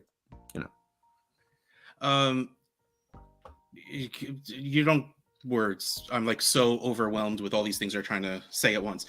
No, this does not change anything on any player values whatsoever. You want to know why? Most importantly, because only one of them will be available to start when it comes to the beginning of the season. Brock Purdy cannot play that soon. Physically, won't be ready to play. Trey Lance is starting. Good point. What that means down the road, I don't know, but I don't care. Also a good point. Sorry, my ear hurts. It's like these are too tight, and I'm such a nerd. Like tight earphones hurts. That's why I don't wear them. Yeah. I don't know how to live if I can hear my own voice, though. I don't like that. Retooling, I used to have teams, wired headphones, but you see, like I can't sit still. Like I rock around, and I kept knocking them out of my ears. I'm high on Watson. I'm not sure what to do. Again, play the value. You want Watson, you hold him. That's fine. Yeah, honestly, if again the value upside is on the Watson. For not accepting the DJ Moore side, it's if you like Watson, you keep Watson. Don't forget, this is supposed to be a little bit of fun. Like you're supposed to like what you have. You're allowed to give away too much in value to get the player that you want. Yeah, it's just when it's too imbalanced, we would say don't for sure. So this is within the range. If you just want to take the Christian Watson ride, I think it's fine. I'm telling you, I'm not on that train as much, but that's okay. If we thought the exact same thing, like there'd be no point in talking to each other. And I do like talking to you. Gremlin 1314. What are your current rookie RB ranks? Did a video on that. I don't know why I keep referring to my videos like anyone watches them, but like I literally just did a whole series on my running back ranks. Sean Robinson in a tier of his own, Jamar Gibbs in a tier of his own, and then I've got a tier of 3 players, and that includes Tank Bigsby is my 3, which I think is the biggest difference between me and everyone else, and then there's Devin A-Chain is 5, and 4 was Zach Charbonnet. So. Yeah, Charbonnet is my next guy, and then at that point and even with Charbonnet, like I always say, we always say that the combine doesn't really matter, but like when a dude blows up the combine, it matters to the NFL. So I think that will make Charbonnet feel a little safe for draft capital wise. Right. So like for right now, I feel okay saying he's my running back 3, but that will very easily be changed up, come draft. Those are my top 3 tiers, by the way. There's a solid tier 4 that I'm really interested in, which again speaks to the worth of this class, to be honest with you. But they all have warts or role concerns, or they didn't play much in college. It's Roschon Johnson tier. Yes, that's who I was exactly what I was going to say. The guy that matters most to me right now is seeing where he gets drafted, because Tajay Spears playing in a much lower conference. Deuce Vaughn being tiny. Yeah, it's going to matter a lot when he gets drafted. It will. Jacob Calloway, what's your take on Wan'Dale Robinson? I have to say he's the guy I usually would have spent the offseason saying, make sure you trade second for Wan'Dale Robinson. I don't know if it's the Giants or just that they only got to see one good game. He's worth what he's worth, but he's not a particular target of mine. I still hope. I had him ranked pretty high, and the injury is a worthwhile excuse to keep hope. It's the same thing for Jameson Williams, but ultimately he's a rookie behind another rookie class that I'm more interested in right now, and so I can't spend a lot of value on him. For a 25-second, I do that easily. For 25 seconds, sure. Yeah, like Wan'Dale was doing really well, and then he got hurt. But also, Wan'Dale should not be a number 1 wide receiver. So, like, you want them to go get someone else. Yeah. Thoughts on Devontae Adams, Monty Lance, and 105 for Garrett Wilson and Ramondre Stevenson, I'm going to guess. 12 teams. I am so glad you figured that out, because I was not going to. And I'm like, he spelled Amon-Ra wrong and left off the Amon. Like, what? No, I'm pretty sure that's Ramondre. In a super oh, wait, no. Yeah, go get Garrett Wilson. I would do that. Wait, crap. There's a lot. Like, I'm like, yeah, that's great. Oh, wait, no, that's Lance. No, that's great. Oh, wait, crap. There's the 105 also? Yeah, the 105 on Lance probably wins, but it's pretty even. So you're basically getting Garrett Wilson for Adams and Monty and Ramondre Stevenson. I'll take Ramondre Stevenson. So yeah, it's a Garrett Wilson side, as uncomfortable as that makes me. Yeah. It's fun. Jacob Calloway, sorry. Who are some data-driven rookie Devi analysts that you respect in the industry? No one. No, I respect a lot. All right, you want some names? All the guys I know are tape guys. Let me see. Ken Wayranch at Ken Wayranch on Twitter. He's a must follow. Matt Spencer, Tom Kissenberry, Gabe Gearing, not doing as much anymore, but he's actually a math teacher. You wouldn't know that from the way he can rap, but he's actually a math teacher. He raps about smart on the numbers. Doesn't do as much data or Devi, and he's not around as much, but I'd still like people to follow Gabe so much. He's good.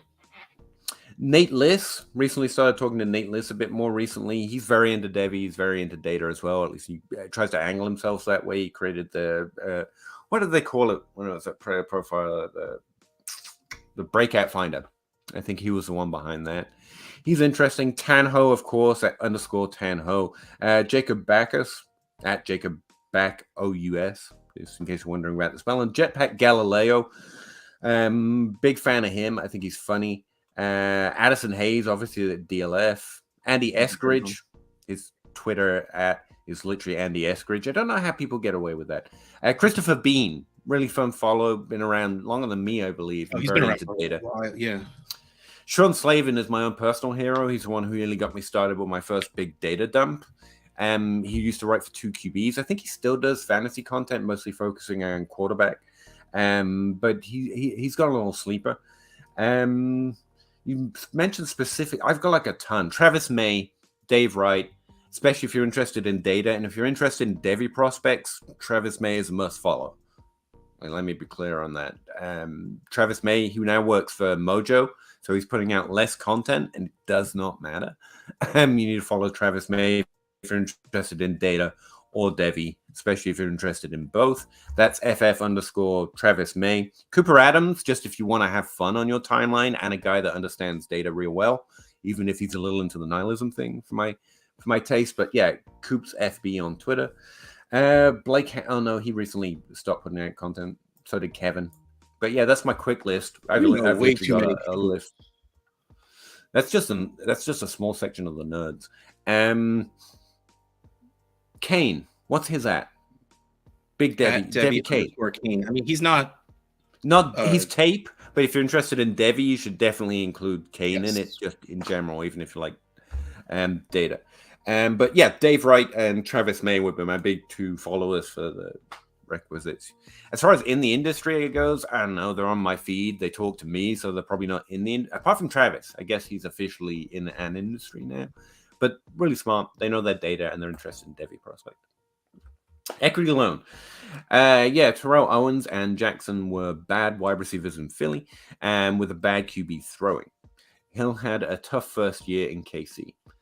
He had a really good first year considering where he was drafted. Again, it's all relative. But yeah, if you're comparing him to people like Drake London and Garrett Wilson, then yeah, it looks pretty rough. And yeah, I also did forget to go far back enough to remember that Terrell Owens and Deshaun Jackson played together. Like this is literally. I started with Macklin and Deshaun Jackson, and like they never played well at the same time. Like that's where my head was at. And then of course Macklin went to Kansas City and didn't. This is literally part of what I was talking about in the podcast today. Like, be careful with excuses that could work for anyone. Like, I mean, if there's nothing they share in common, like there are some people had slow development, like Devontae Adams. In fact, the majority that had slow development, who had good college production, and actually met reasonable thresholds year one, especially relative to their draft capital. Even DeAndre Hopkins had a slower start, but everyone seems to forget that one. If they have things in common that we can track and follow, I would call them outliers and the worthy of tracking. But there are some which I don't think it's reasonable to expect that we can predict them outside of I watch the tape, bro, which I can't speak to what works on a tape process. But like, yeah, there's some prospects like Tony or Tyreek Hill that we can't hope to predict because they don't have anything in common with those who did break out later or did break out with lower draft capital. You can't hope to predict a Julian Edelman or Wes Welker outside of just taking decent flyers at reasonable value for skill sets and traits and stuff on tape. But that all comes down to a value question. In terms of expecting it, an example that can work as a justification for any prospect works as a justification for no prospect. Like, you could literally use the same argument for me. Like, I could be Kansas City's biggest wide receiver last year. I mean, you all doubted Tyreek Hill. I mean, not that quite that extreme, obviously. But if it works as any, then it works for none. But yeah, not that I'm discounting your argument here, equity loan. Just be careful. Like, not be careful. It's not like it's risky.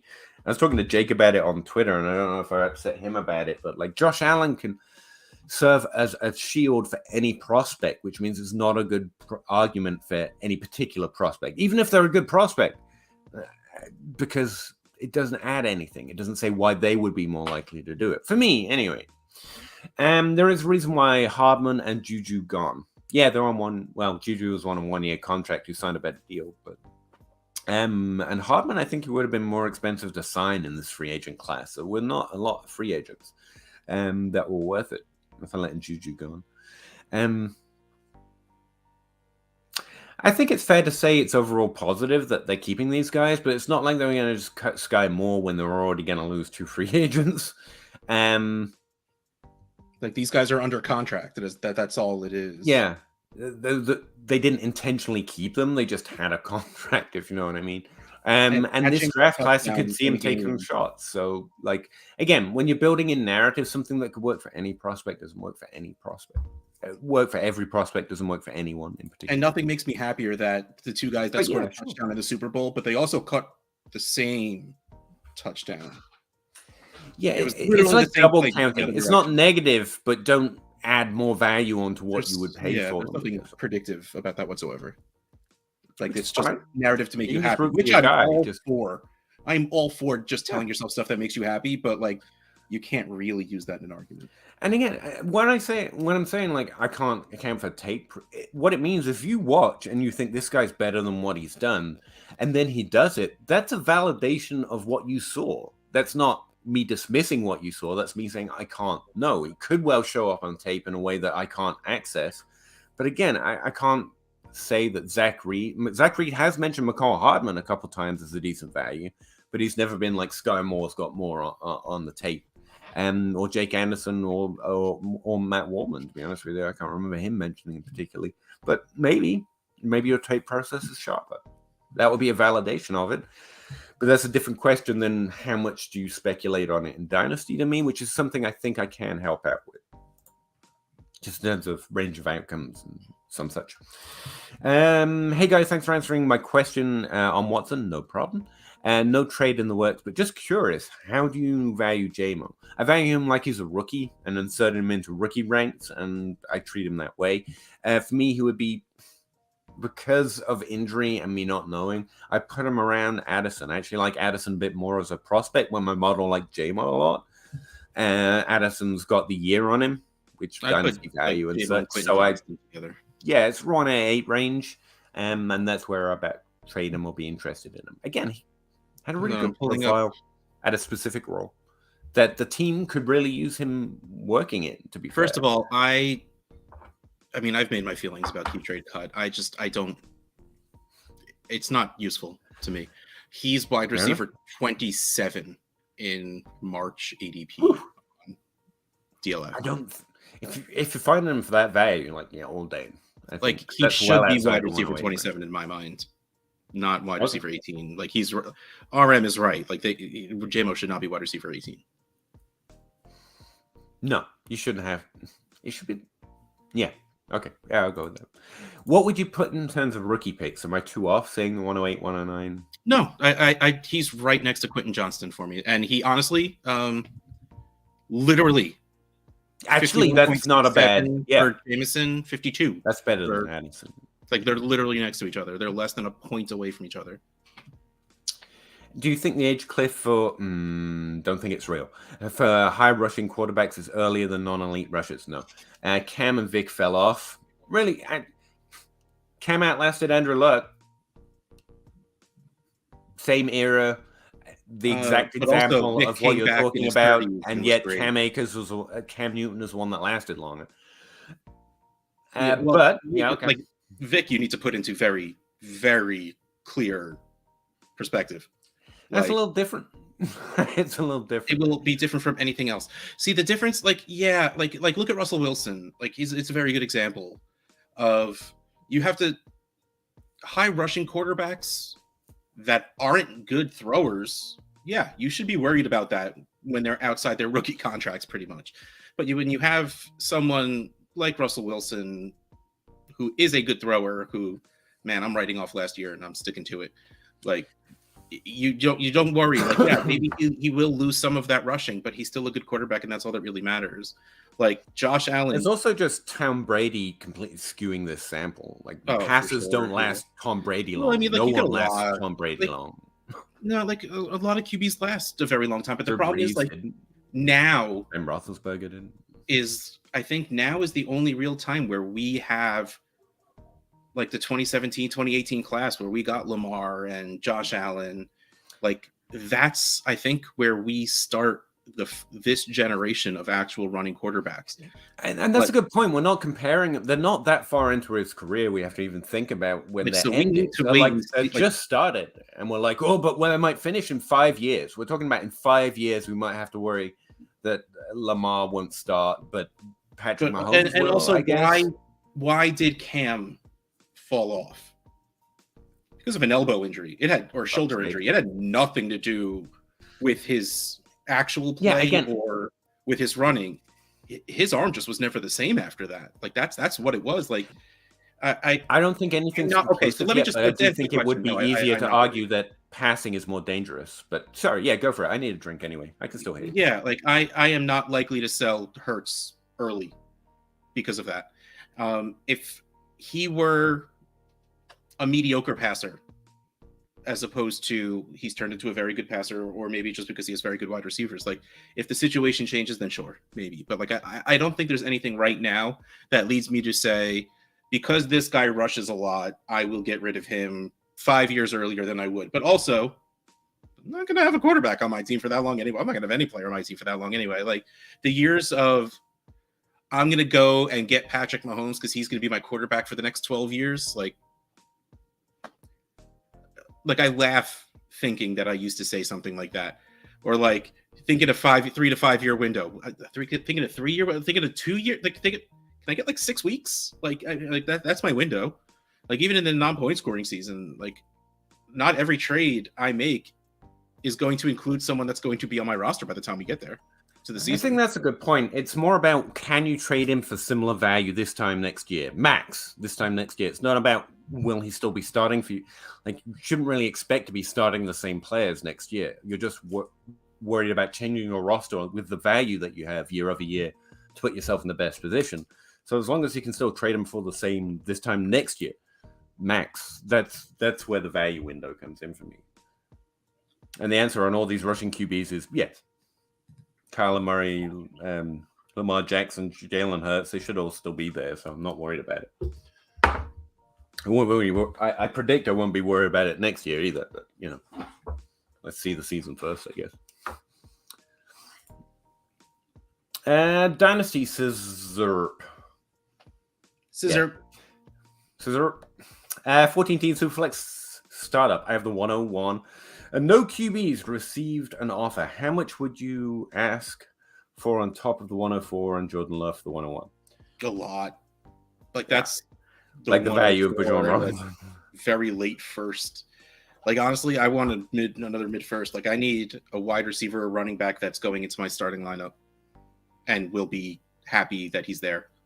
Like that's. Yeah, you're Jordan sure too early first round pick. I don't care that it's a 14-team startup. Jordan Love doesn't matter to me. It's whatever you would add to the 104. I think you need a 24 pick and probably another really good pick in this draft to even start the conversation for me. Yep. Again, if you really think, again, to your tape process or whatever your process is, really think Jordan Love's got high upside, then I disagree, sir. But that changes it. But to me, Jordan Love is just an L. No, a 0 in this trade. So it's just the 104. And then repeat all the answers we've had about the 101. If you're trying to rebuild, would you trade CMC, the 201, and Elijah Moore for AJ Brown? Yeah. Yeah. I would. Again, especially if you're rebuilding, that's just CMC for AJ Brown and some flyers. So yeah, that's like the 201 would have been nice. Elijah Moore, whatever. Like we've talked about Elijah Moore way too much, from last show. But the 201 is a nice piece on a rebuilding team. But like, man, like you get AJ Brown, and that's what you build around. You're rebuilding, you're moving similar value from. You trade away the 101 also. But yeah, I don't know if this is super flex or not, but like. Regardless, if it is super flex, you have the 7 and the 8, which means you're getting two really, really good players in someone like Addison, Gibbs, or Quentin Johnston, or around that. And if it's not, you have the 102, in which case you're getting JSN. So like you have, and you could use the 107, 108, put them together and move up to the 105 to go get JSN. Like you have, plus, but like you, so much freedom to do whatever the heck you want with everything you have. That yes, I would 1000%. Move CMC, the 201, Elijah Moore for AJ Brown, and then build around AJ Brown. It's just an equal trade, and you're getting the value put in the wide receiver position, which is a solid building move. It's not. Like you're do that. You're getting the age and the position that you want. It's the right move. Yeah. How has your strategy changed with the increase in players valuing running back lower than ever? I've become increasingly interested in running back is a simple answer. So, are you also valuing wide receivers higher than the 2 to 3 years ago? Like, I don't operate in a 2 to 3 year cycle, but it's fair to ask. See, I don't know how long you've been playing, Jacob, but like, if you've been around for 9 years, you were around for the 2014, where they shifted the 2014 wide receivers shifted Dynasty over, fantasy football in general. Like, it shifted to wide receivers and it dropped. Okay, so back in 2014, 2015, 2016, like we were still drafting quarterbacks in the first round. Not in 2014, but okay. Sorry, wife just texted, please come help. I have no idea what's going on, so I'll be back. Yay. All right. Just me then. It's gone back. What Russ is talking about is this is a thing that cycles over time, which means we try to get ahead of the cycle. And running back value is almost exactly what it was back in 2014, actually.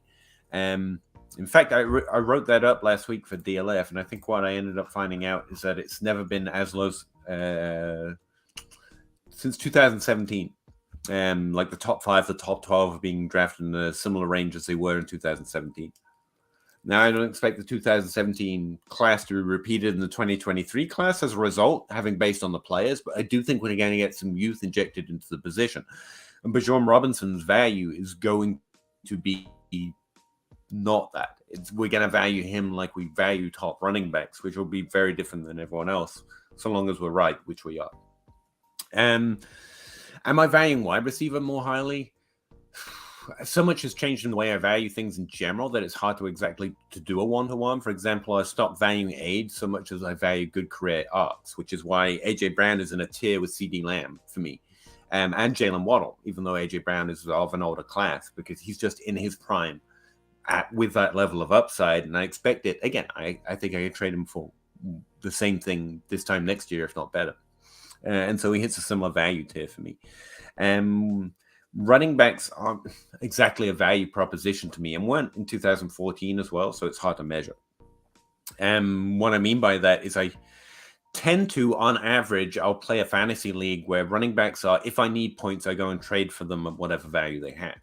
I don't trade for them based on what their value is. Like, I don't go and look for running backs that are undervalued and then trade for them. Although they do exist, that's just not how I build my teams.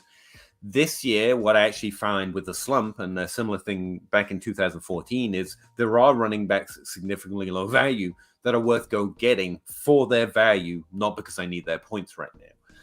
I haven't executed a lot of trades, but one is like Elijah Moore for Aaron Jones. I recently did that, and I think I threw in like Kendrick Bourne or something straight up.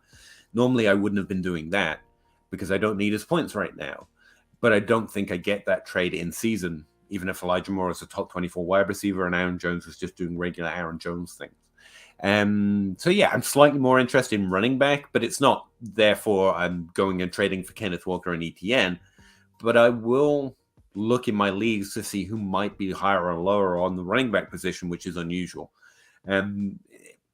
This is essentially just trying to say I'm zigging while everyone's zagging, while also adding context that sometimes, like we were talking about with the earlier trades, that equals nothing happening because my league mates aren't where the ADP in the market are. They just are waiting for the season to come along and they'll be scoring points again. So there are changes, but it's primarily me being more interested in investigating my leagues to see if anyone's willing to trade me running backs at these crazily low values.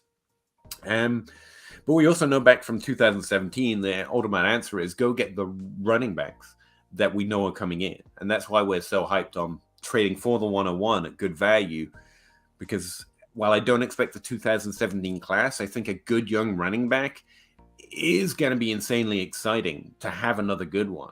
Breece Hall is another good way of trying to do it, but I think Bijan Robinson's a better prospect in a newer class without having had his injuries first year, so he's priority one. But then it's Breece Hall. I think he's interesting too. And then I'm buying the older running backs if in my leagues they're at these insanely low ADPs in their heads. So yeah, I can't do a one-to-one exactly, but there is a change. The most important thing I think, and I don't mean to keep going on about Jacob's question here, but this is, I think, one of the more interesting shows I do every year.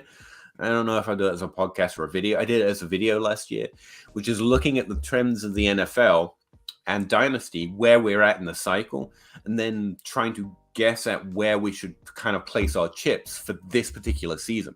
So using these cycles to make an individual decision on a year, which is kind of hinky. I've never really thought about doing that this year, but it kind of worked.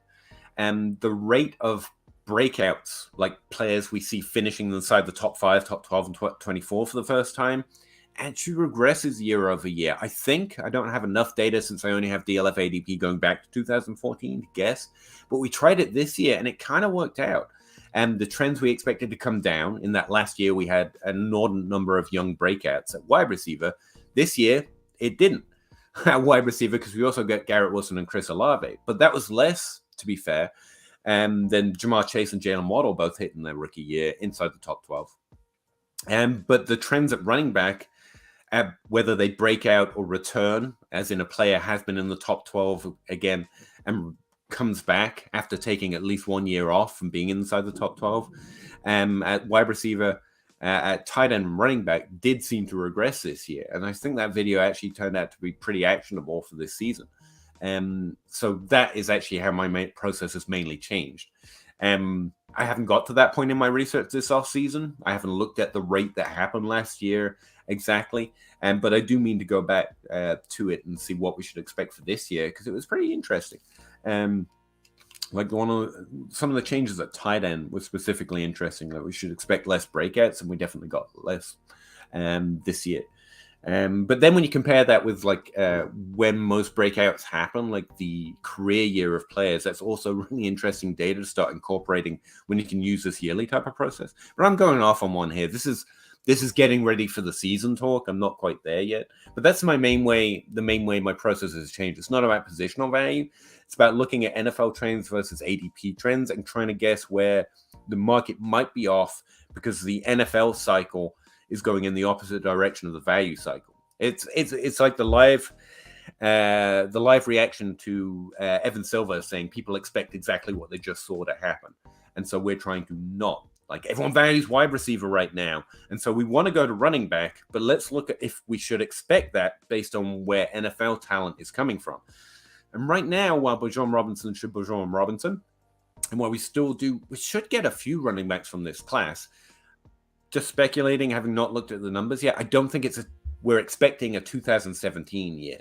I think Christian McCaffrey, Derrick Henry, I think these guys still have another year or two left in them before the NFL revamps the position on average, looking at the trends. And again, that's the main way my process has changed. It's not looking at the position, it's looking at the disparity between what ADP is expecting and what has happened in terms of when new NFL talent is coming in, or when new old talent is repeating, or in fact returning. We can actually see some trends in the returns as well.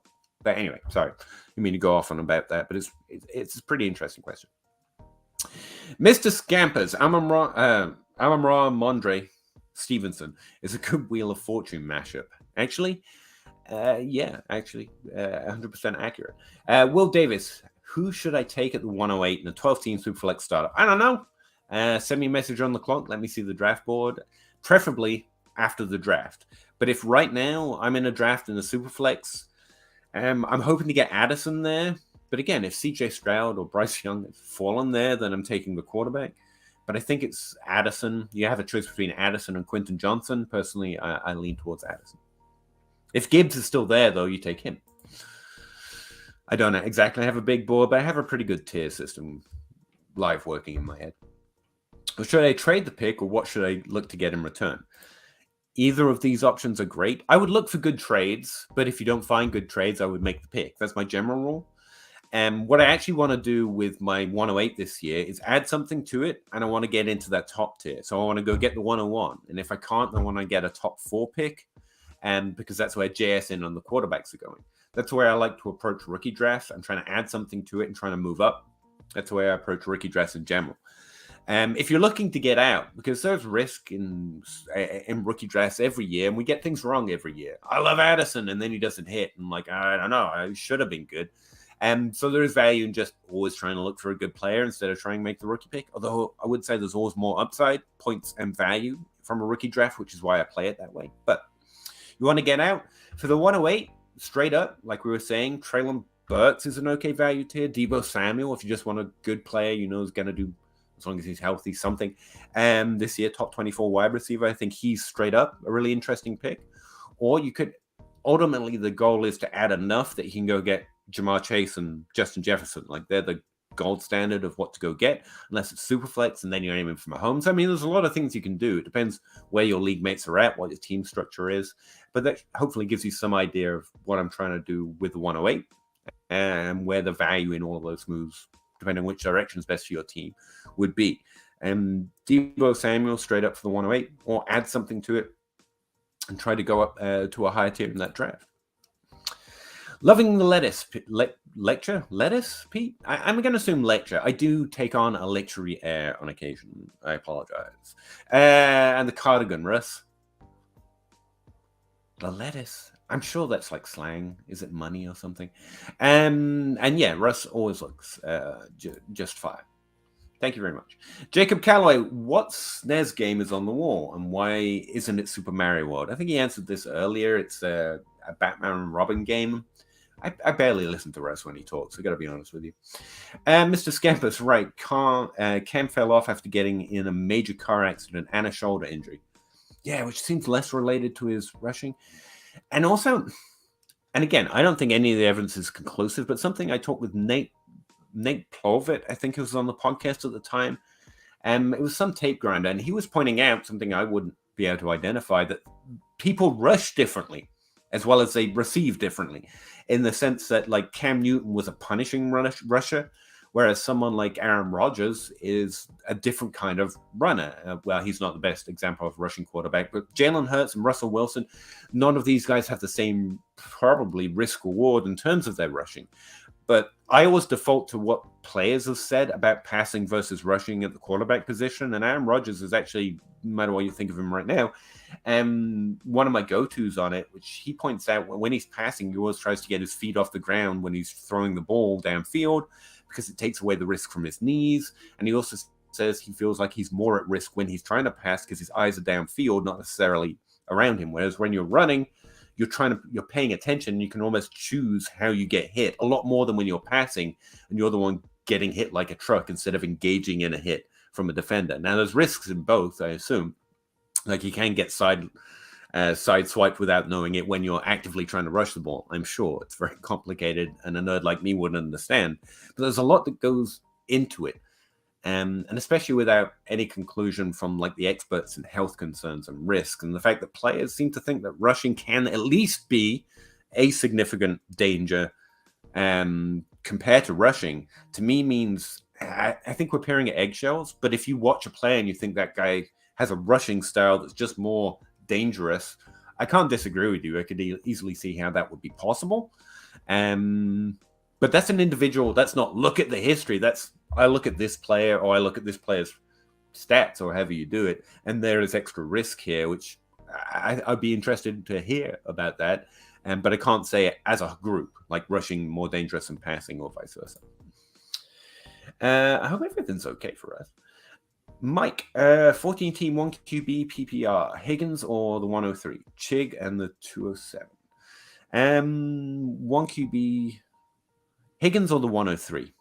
That's what this relates to me. Not that I want to undervalue the 107, the 207 or Chig. I think it's just Higgins in a one quarterback. That 103 is probably Gibbs for me. So you could break the tie to the running back if you want. Because it's Bijan Robinson, JSN. Then you got a choice between Gibbs or Addison for me right now. But you could easily have your QB a different ranking set. I think it's just Higgins. I'll take the certainty of that young top 12 Dynasty wide receiver. He should be top 12. And since Russ isn't here, I'll just wait it that direction anyway. PPR, excuse my typo. You're good, man. Have you seen my Twitter feed? Like, I don't blame anyone for typos. At this point, all my competing team, all my teams are competing, but I'm acquiring Derrick Henry everywhere and letting him die on my roster. I think that's a fine approach. Again, to go back to the question on what are you doing with running back this year, like on teams where I'm clearly built to win, I really want to try and take advantage of the fact that running back is less. And if Derrick Henry is the one that you're finding value on, to do that. But it doesn't have to be. Like, I try not to get locked into players, although I do all the time. Like, I just want Derrick Henry, but just find the one that is getting you that value. And yeah, especially on winning teams, that's definitely the way to approach it. Again, more teams are building than they're competing as a rule, but also anything can happen if you just get your butt to the playoffs. And that's a solid way to play Dynasty. So I like the energy, man. Try and win. Everything okay, Russ? Yeah, she has a migraine, so I took care of her, took care of my effing kids are still awake. There's going to be monsters in the morning, so I had to just calm some shit down. But, whew. Understood. We'll try and make it quick, I'm sure. If you have to go, I understand. No, like she's in a dark room with no one bothering her, so me being there with my phone on would just be obnoxious, so it's probably for the best. Fair enough. Ryan Harvey is saying that he's trying to acquire Derrick Henry everywhere. He knows he's going to just end on his roster, but he's got competing teams, and so he wants to go out and get him. And I was saying that's solid. Yeah, if you're on a competing team, go get those running backs cheaper than they. Especially if you're getting him for a second. Like I would start with CMC and work backwards. Like I would get him even if I'm not competing, because once he starts scoring points, you'll get a better second. And to be fair, Ryan, getting for a second rounder does not seem right. That is which is why you would do it. You should not be getting him that cheap. So good for you that you are. But again, to be fair, if you're they're not going to get a first off anyone else, so you're probably the only one. But and that's what I was saying about the person asking me about what to do with running back. Like, few people want to invest in it at this time of year, and if you're in that league, like that's the only offer they're gonna get, and they're building, and they got no use for Derrick Henry, and they might just be like, "I've got no patience," and get him for a second. Awesome. 10 teams do flex the 101 or the 104 Swift and the 24 first. Ooh, that's difficult. I'll take that package. You're getting the value, and especially with Swift thrown in there, 3 firsts plus. Yeah, and only going back to the 104, it's great because that's a quarterback or JSN or whoever you want in there. Like I like that a lot. Plus, that's a great trade. Yeah, right now for the price he's at, and like he's not super overvalued in this, and it's still enough. I like that's actually plenty. The more I think about it, I'm like, I want Bijan, but that's you need to get out of that. Yeah, it's gonna suck. Well, no, actually, it's gonna rock watching Bijan Robinson run. It's gonna be fun, but there'll be a little. Oh no. Yeah, you're gonna feel that no matter how much. If you trade him away, you're gonna feel that. Yeah. Then you get to come shout at us for making you take that trade because you can blame us. Oh yeah, yell at Peter. You're like, he's awesome, and you said to trade him, and I'll be like, yeah, no, I suck. I don't know. I don't tell you. JB in a 10-team. In start 10 with 28 roster spots, Samaje Perine or Hunter Renfrow and 3/4. Okay, like I love answering trade questions. Seriously, I love it. Like, do you need to ask this one? Who cares? Whatever makes you happy. I break ties to running back, especially in depth. There you go. Neither of these are going to win you your league. I loved the idea of Hunter Renfrow a little more before they brought Jacoby Myers in, but like. There's still not that many people to catch the ball besides Devontae Adams, so maybe Renfro's a thing. I don't know. I think in a 28 spot, it's just you should roster more running backs on the back of your. Yeah, it's just that. Whichever one makes you happier. Like this. Value of this doesn't matter. To be fair, I think the answer is running back depth, blah, blah, blah. But honestly, roster the guy you prefer. Cambo 8-12. 10 teams to flex start 9, the 101 or AJ Brown and a 25 first. That's pretty close. I think I'd take the 101. Like if there was a 24, I might even change. But like, I think this is 25. I just don't care. Like I still want the 101 at that point. See, if it was someone else in the AJ, and I love AJ Brown, especially in that tier, because if someone's got Dynasty brain, he's easy to trade for than CD or Jalen Waddle, and that's just stupid. I'm allowed to say stupid. But here's the thing, a running back in his first year popping off and revitalizing the position all by himself is not worth less than the wide receiver position because of career arcs and age. Like, no one cares. So I think Bijan Robinson has actually got the value edge there again. So yeah. It sucks though, because AJ Brown's awesome and good value right now. But it's Bijan Robinson. T really owns Russ, a new signed number 5. Just thank you, Samson. You get it. Dude, his biggest fan, does not follow me, and I don't follow him. I have no idea who this guy is, but someone actually saw my tweet somehow and literally says, I don't know who this dude is, but T owes him in New Jersey. And I was just like, I don't know who you are, dude, but thank you, man. Oh, no, his exact words were, don't know this dude, but can we please update his setup? Update his setup. And like he tagged T Higgins in it. Like, not gonna lie, even if T's nice. like that, I'm gonna geek the fuck out. Or like, be really embarrassed. If you were a very cute child, I think something in it for T Higgins to that looks good and stuff, but just helping out another middle-aged man. I Yeah, like exactly. Like, or he's going to be super creeped out that a 40-year-old dude has this many pictures of him on his wall. Is that a problem? Should I call someone? Thoughts on CD's value after the trade for Cooks? I don't think it affects. Does not change it whatsoever. Actually, you know what? I think it's better. Players. Yeah, that's actually where it's going to go. Because first of all, yes, CD good offense. Was clearly overloaded last year, even though he's really good, really young, and can definitely own that volume, which everyone said he couldn't, except for me, and I'm right. Yeah, I think Cooks helps. He moves the ball down the field more often, more scoring opportunities. They're going to get on great. There is no one more experienced at getting to know and being friendly with new teammates than Brandon Cooks, let's face it. Yeah, and this kind of squashes they're going to go get Steph Diggs thing. And even I was glad when I saw they brought in Cooks. Yeah. Well, I wouldn't hate him. I mean, Waddle and Hill are fine. T. Higgins and Jamar Chase are fine. Great, in fact. Yeah. Mr. Scampers, I love that your deep analysis of your change of process pairing ADP values and NFL positional cycles was followed up by a serious dumb joke by a cat avatar. Also, lettuce equals hair. Oh, okay. Oh, your hair. Yeah, my cardigan in your hair. Yeah. That's just my life, man. It's fun. But also, I thought it was pretty good. Samson, the joke. Samson, how do you feel about buying wide receivers who are supposedly getting shipped like Hopkins? Generally, after players get traded, they raise in value like Elijah Moore. Did Elijah Moore really raise in That's it in theory, and if it happens in your leagues, I sell hopes and dreams for value and points, as a rule. But I would say, like, after Hopkins was traded the first time, I actually did a deep dive into the few times we'd seen, like, a prime wide receiver go to another team like that, which is basically Odell Beckham, but there have been a few other times. They basically remain who they were. We can expect a slight dip the first year at least, but then mostly it rebounds. They stay in and around their same volume threshold and the same performance output. Where most number one wide receivers haven't been traded in their prime, there's always did they take the black ball out the bag that year and they would have faded anyway? So there's a little noise in it, but mostly we should expect to be in who they are. Now, Hopkins is very much in that. I realize not everyone will know that reference. Adam Harstead wrote an article about the mortuary table. Instead of using age curves, he thinks about a mortuary rate where players take a ball out of bag every year, and if it's a black ball, they fall off or get injured.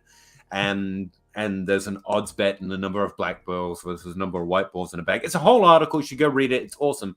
But that's a way to think about aging and the likelihood of players actually producing. It's not whether they fall off. It's just whether they suffer an injury that year. It's actually a better way to think about it. And it's because players don't see a significant decline over time. The age curve is actually a lie. It's a fallacy of the average, actually.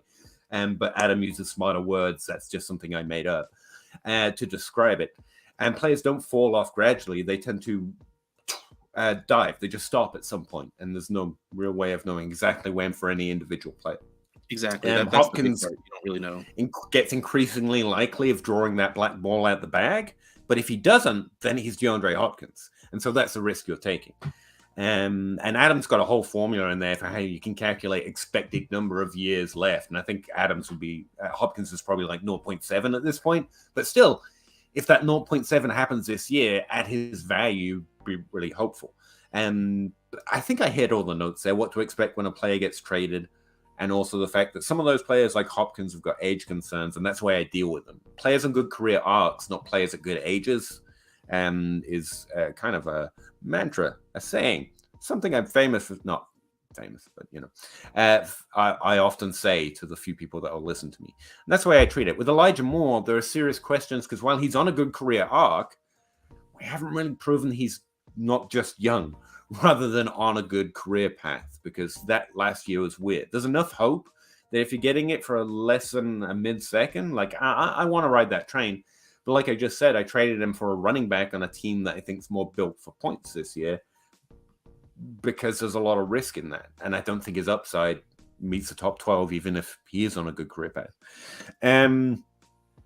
And yeah, again, broadly, if players go up for something that's narrative-based, since I don't expect a lot of change from one team to another, I think players show us who they are, and we just should take that as a default until we see something different. And then I will sell the hopes and dreams. All sell hopes and dreams. They're free and people love them. It's like selling pet rocks, 10 team Superflex PPR. What would you give up to get Garrett Wilson? I'm not as high on Garrett Wilson as Zach, but that's saying nothing. To be fair, he's a top 12 Dynasty wide receiver right now. So pretty much there is no trade you could say is too insane unless you could get Jamar Chase or Justin Jefferson for that trade. Then it's a good trade. That seemed like a good way of going about it. It's like 3 first-round picks-ish because Chase and Jefferson are that plus somehow.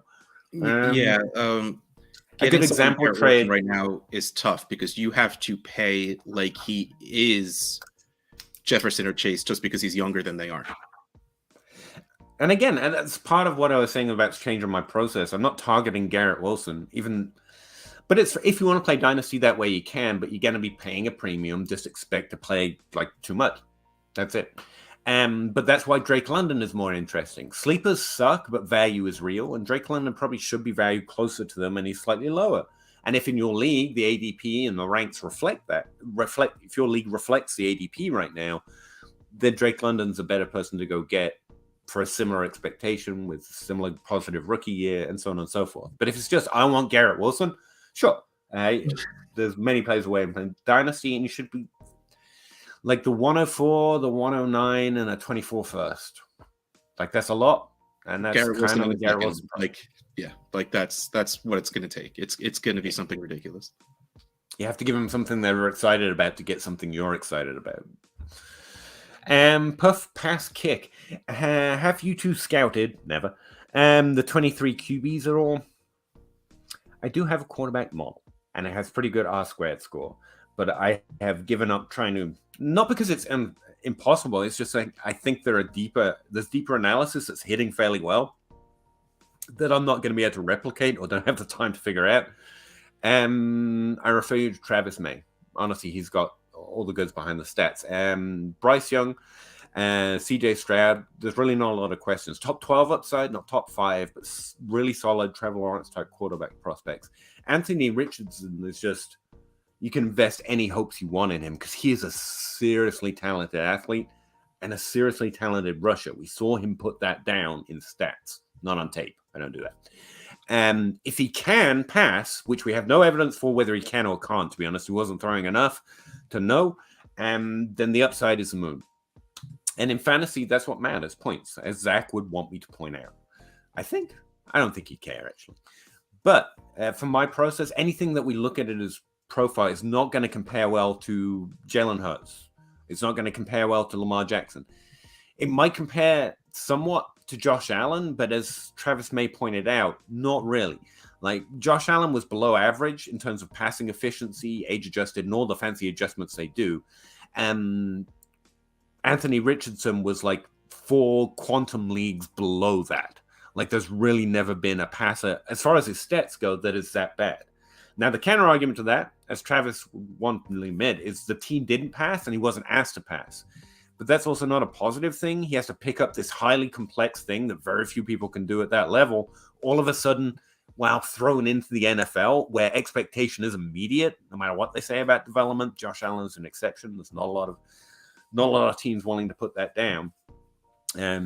So you're playing a narrative game. Will this team that drafted him here be able to wait for him to develop? Can he develop that? I hope so. And if he does, the sky's the moon. But in terms of what he did, there's no real is there any way of knowing I can develop an NFL exceptional passing skill set? No. The answer is no.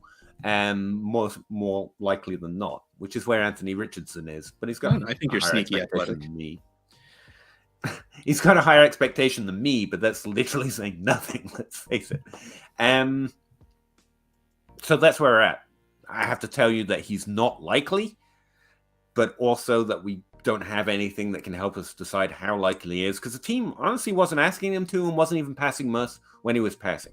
But then the questions of, well, that means he has to learn freaking everything at an NFL level immediately. A lot of questions, but the upside is the moon. That's the best I can do at quarterback. As far as Will Levis, I also recommend the Dynasty Hootenanny, which I know you know about, Puff Pass Kick, but they recently did the tight end and quarterback episode. It's live on YouTube. Now it's just sitting on YouTube, having been live, but also it's a podcast. Look up the Dynasty Dummies. You get 3 tape evaluations of every prospect they run through. And Will Levis was a really interesting one to listen to because I kind of get it, even though I don't do a lot of quarterback profiling. Like, yeah, there's a lot of good comparable factors in his overall statistical profile. But there's clearly warts. He's not Stroud. He's not young. He doesn't easily measure up that high. But again, you've got Daniel Jones who developed. You've got Josh Allen who developed. You still need a little bit of development, but it's actually within a reasonable margin. Not the ceiling of Anthony Richardson if he could do it, though. Hendon Hooker looks like a prospect to us. I can't say he had a terrible career or anything. He's really old, which I can't hold him against him because I'm older than all of these guys put together, I think. And he did a pretty decent job of being a quarterback in college. Nothing really stands out or negatively or positively. He just did he did quarterback in college and was pretty good at it.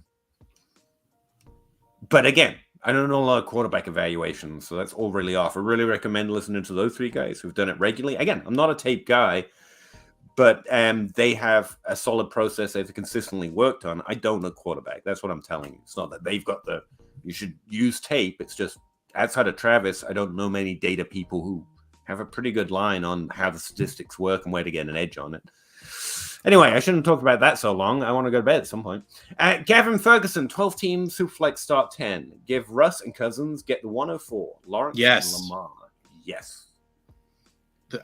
Wait. Great. Oh, wait. No, hold on. Give Russ and Cousins to get the 104 because he has Lawrence and Lamar at QB. Oh. I was going to say, that's ridiculous. No. It's like you just killed your league, dude. Do it. No. No. I'd hold on to the 2 quarterbacks, even though the value is probably the 104. But like, I don't. Oh, because you're saying you have so many quarterbacks, you can do that. Yeah. I mean, the 104 you're in the right tier to get, but it should cost one of them a second. You know, it shouldn't cost both of them. I mean, if you want to, like, especially like if you are. No, like if you're not this 104 and re-rolling for like Richardson, I guess if you're taking the 104 because you just want to go get JSN or Gibbs or whatever, screw it, go do it. Why not? You're either drafting another quarterback or you're getting JSN. So, yeah, I get it. Like these are both guys that are late firsts, and you would give up 2 late firsts to go up to the 104. Like it's rough because it's 2 quarterbacks in a super flex league. But I don't care. Can't go take the 104. That's fine. Gavin, the problem is here, I've got to expect you can get better trades to get into the draft early, but you know your league and this is a trade you found. And honestly, yeah, I mean, John Hogue would tear his hair out and go, so hard at me, but like it's fine. Those 2 are gonna score good points though, so realize you're making another team more competitive this year. Yes, like really competitive. And make your decision. But that's what it is. The value's fine, but it shouldn't be. And that team's going to be much harder to beat this year. But you'll get JSN on another quarterback, re-rolling on a younger quarterback to stock up your depth even further. Yeah, I get it. Honestly, I wouldn't do it unless I'm taking JSN. You're fine with that. Yeah, it's JSN or don't do that trade. Or Gibbs. No, it's JSN. Definitely. Last answer. Gibbs. No, JSN. Definitely. I'm not going to keep doing this. And it's JSN. Mr. Scampers, Russ would T. Giggins out. I would. I think that's a phrase we should T. start Giggins. using. I would do it. He's T. Gigginsing. Yeah, they're actually all versions of the same card. Yeah, and I still got a couple. Well, there's a lot more in this actual set, but they get really effing expensive. So I'm just going to go to the shelf and I'm done because this was already far too much fucking money. But it looks really fucking cool. Find someone who loves you like Russ loves T. Higgins. That's my advice. Samson, T is active on social, and I can see him being cool about sending a jersey. Like Peter said, not to a 40-year-old dude. No, he might. I'm sure it does. You don't have to be a decent dude to do that. There's literally no expectation. Like, that's what I'm saying. Like the dude, but he is. I give away a jersey to every fan. Good. Like I like him. as a person. So he's got a lot of fans. He would run out of money real quick if he tried to give a jersey to everyone. Pay for that, man. But no, he's not doing no. Even an NFL star would give it out real quick if you tried to hand out a jersey to literally every fan. But yeah, I mean, obviously it'd be awesome. But yeah, there was one, I can't remember what team did it, where a rookie changed his number like before the season started, I think it was, and oh no, or was it like the Eagles? No, because the Eagles took Vic, so they weren't like. There was a team that like took in jerseys and gave new ones. I can't remember what the situation was, whether it was a number change or if it was. I can't remember what it was. Or like if it was like aspect jerseys or something. Like someone did something where they took jerseys and gave new ones. But no, teams aren't going to do that. People aren't going to do that. Players are not going to do that. That's an aspect to being a player I can't get my head around. Can you imagine, like, you see a post, you see you on Twitter, and you're like, send him a jersey, and then that has ramifications, and everyone's like, why don't I get a free jersey? And having to, just being a 20-year-old kid who's highly skilled at a sport, having to make decisions about whether it's okay to give it.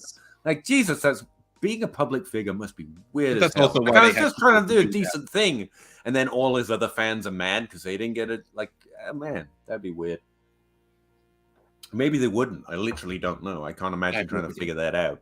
You know? Just young kids, too. They're like basically trying to figure out. I don't know. Interesting thought. I thought. Would you trade the 108 for Miles Sanders? They said no, but the 110. I wouldn't trade the 110 for Miles Sanders. And I really, really like Miles Sanders on the Panthers. But no, I would not. I wouldn't even trade the 110. Didn't say whether it was super flex or not. Doesn't matter. But even on 1 QB, no. 1 QB, you're still probably talking RB4 Addison. or 5, which means like I would rather take A-Chain.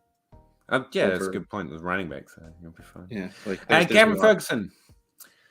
Dallas still has 20 mil in cap space. Good to know.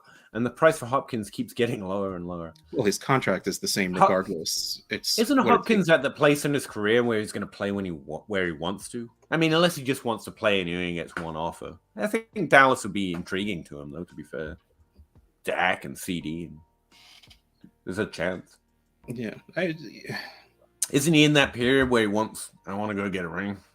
He should. He deserves one. He's damn good. Yeah, he definitely deserves it. Yes. No disagreement. 10-team Superflex. Chris Olave or the 105? Chris Olave. Mm-hmm. It's Olave. Sell hopes and dreams for points. Yes. Yeah, he loved that phrase. That is a good phrase. I am okay to be quoted on that. Send the haters my way. You're selling people's hopes and dreams. Or I'm selling them their hopes and dreams, to be fair. So it's not even wrong. Christian Watson on 11 or T. Higgins? Yes, T. Higgins. I'm not even... The guy with the Clemson player in his Avi. No poster over here. I'd still take T. Higgins. Ryan Harvey, what would you do with Keenan Allen on a competitive team? You hold him like you're doing with Derrick Henry. No, what you say is exactly right. If you have him, you hold him. And if you can get him for a mid-late second, you absolutely do that. Like you were doing with Derrick Henry, right? Like, exactly. Sometimes your league just insists you win, and you just go do that. Yes. I've never had it happen to me. Most of my league is insisting I stop playing and leave them alone. But I imagine it would be pretty cool to, them want you to win. Joel A, 12-team Superflex, 110 on Pickens. Ooh. Zach has said Pickens is one of trade. I want it 108, 109. I'm like, yeah, but at this price, I might just take Pickens. I think it's Pickens at the 110. Yeah, that's what I'm saying. It's a little too low. I need something on the other side, just something. If this was like my favorite right now, like I had to do it right now, I take Pickens. If I could wait until the draft and see who got drafted where, I might. But the answer might be different. But like if I had to do it now, I would take Pickens. I think it's Pickens, or you're taking like your RB4, RB5 or so. And then you're down to like the Zay Flowers, Jalen Hyatt, like level of guys. And at that point, I would rather just take Pickens. A tight end, maybe. Yeah. Equilibrium, do you agree with Matt Wallman? I mean, I don't have the kudos to disagree with them, so I guess having Zay Flowers as the highest ceiling for wide receivers in this draft. I mean, love that Waldman. Apparently, I do. because I disagree with Matt Waldman. But like, I love that Matt Waldman just legitimately does not care about consensus wide receiver ranks. Like, I remember him having like Michael Gallup as his wide receiver 1. Mm-hmm. And it's just like, you go, dude. And Gallup showed out his rookie year, but it just didn't work out after that. No, I respect the game. I try to do the same myself. I depends what he means. And I know that's a silly question because he's being pretty clear on it. JSN has a higher ceiling in this class, but if you're talking about the guy who might do his best Jamar Chase impression, yeah, I could see how, or Antonio Brown impression, I guess, size comparisons. Then yeah, I could see that. But no, like being not the way I think about it. JSN's ceiling is equal or better than everyone else's in this class, and anyone who has an equal ceiling might do it at a different role, but the fact that it's more alpha or more T-like or more Calvin Johnson-y does not make it higher to me. It's JSN. Outside of that, there's a solid tier. And honestly, I keep squinting at Zay Flowers' stats. I know there's more to it, but I can't eke it out of the numbers somehow. Because there's just too much noise. Smart people like Matt Waldman and others are liking it. And his production isn't bad. Like, this isn't a... who's this guy? Who's that guy he did it to once? He put him as a wide receiver 1, and then the draft happened, and he got taken in the 7th round or so. Hakeem Butler. Yeah. It's not a Hakeem Butler situation where I can show, like, this guy isn't earning volume. He's not performing well in the volume he gets. He's all... I mean, the tape's showing something different, but he doesn't have a reasonable expectation comparing to prospects. Zay Flowers isn't that. He's actually relatively productive in college. And my question on Zay Flowers is he was underproductive in his role, but impressively so, which is where we get into the weeds with what's wrong with Zay Flowers' stats, considering how he had to play the position, since most guys in his role have physical metrics that are just not his. And again, physical metrics don't matter in and of themselves, but it's fair to recognize the context. He was playing this high alpha outside wide receiver role majoritively, much more so than JSN or Addison was, without that level of status. And that's fascinating. The thing is, we shouldn't really expect him to play that role in the NFL. I don't think the NFL is going to want to deploy him there. So it's whether he can do JSN things, I think, is a better question at that level. And it's really hard to make that adjustment since he wasn't playing that. He wasn't playing a high slot, low A-dot role. And no, he's unique. He's a pretty unique prospect, but he wasn't underproductive. He wasn't a bad producer. He actually did really well in his role, just not quite as well as the majority who go on to do success. But it's pretty clear he's a different type of cat playing that role. And even down to the fact that he's getting rushing stats much more consistently than most that play that role. He's doing it at a slightly lower conference, so he's over his conference average, but not the average of hits. But most of the hits are coming from better conferences. Does better mean their stats should be higher? Not always. And you get into the weeds real quick. He's not Hakeem Butler for me in my process. He's a really solid prospect. I guess maybe you could say he has the most upside at a different role, but no, he'd never jump JSN. I might be persuaded to put him in a tier with that core of Addison and Downs, and they have really decent expectations of at least hitting their floors, in my opinion. Quentin Johnson, I think he belongs in that. That's where he is mostly right now. I have a hard time justifying it with my... I'm still squinting. But, yeah, I could easily see him fitting in there. Yeah. Could it happen? For sure. That's why it's fun to be Matt Waldman, not care what other people think and say what you think, which I just did. Because, literally, like we were saying about Tony or Hartman, we have no way of actually knowing the future, what these individual players are capable of. We don't know them. We don't know what's in their hearts. But I can't compare them to what people who did that did before they went on to do that. And in that regard, Zay Flowers looks okay, but not the most likely to hit that kind of ceiling. But solid, Again, it's trying to compare apples and oranges when you're talking about ranking ceilings. It's not really a thing I do. But Frank N., does Kareem Hunt still not have a job? I haven't thought about Kareem Hunt in a second. I don't realize he wasn't even on a team anymore. I thought he was still on the Browns. Is there anywhere left he's relevant? Yeah, if he signs with a team, he can be relevant. I've been but I don't think for a year or two already. I don't think so. Nope. Still currently an unsigned free agent, apparently. Yeah, I wouldn't invest a lot of hopes and dreams in it that way. When he signs, I roster him now, hoping he signed to trade him. Yeah, like I'm not dropping him for my Dynasty roster if I have him, but I don't want him. To be fair, I'm not selling my pet rocks for any offer. Again, like people love buying their hopes and dreams. They're very personal, like pet rocks. You know? I don't know what I say sometimes. I just start moving my mouth and words come out. Okay, Warman, sorry. Yeah, I got it. Hopefully. Thanks, guys. Love the show. Thank you, Joel. I just decided not to answer Taylor's question, I guess. Would you trade Jameson Williams and the 110 for Cup? I mean, I don't think so, because I feel like you shouldn't really have to. Like I was gonna say that if I'm on a really competitive roster and this is the best I can get on Cup, I'm like, yeah, sure. That the Cooper Cup's got like the ultimate ceiling, but like I would want to second back. Like if I traded for him right now, I want a second back. Like if it comes to season time, I would probably do it. But like right now, I don't feel good about it.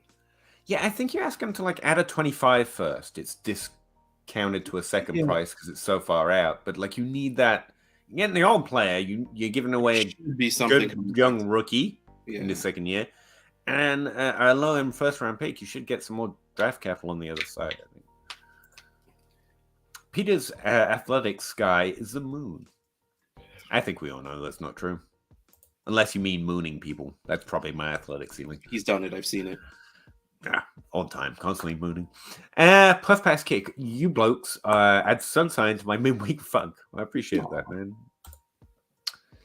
Samson, you guys have any bold predictions of any players this year? I don't know. I don't really know what's bold or not yet. I think Josh Downs should be a lot higher valued than he is.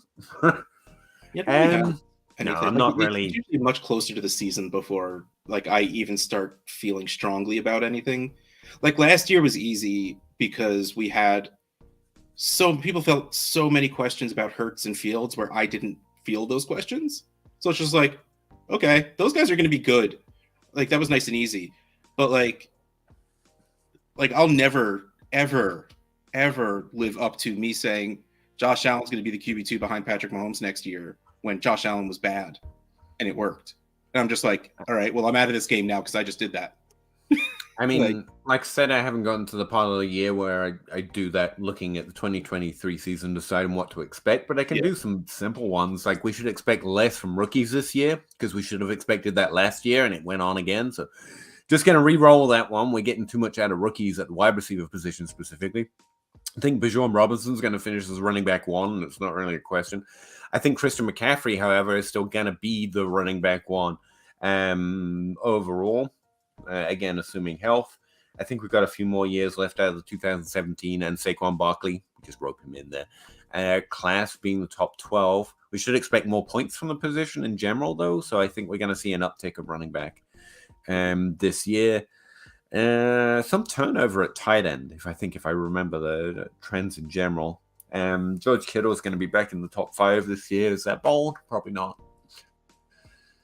Wasn't he in the top 5 last year? Well, points per game, he pretty much always is. Points per game, he was, yeah. Bold predictions. Rashad Bateman's going to be a top 24 wide receiver, and everyone's going to be really shocked. Just remember they shouldn't be, and anyone that's shocked, just stop listening to them, I guess.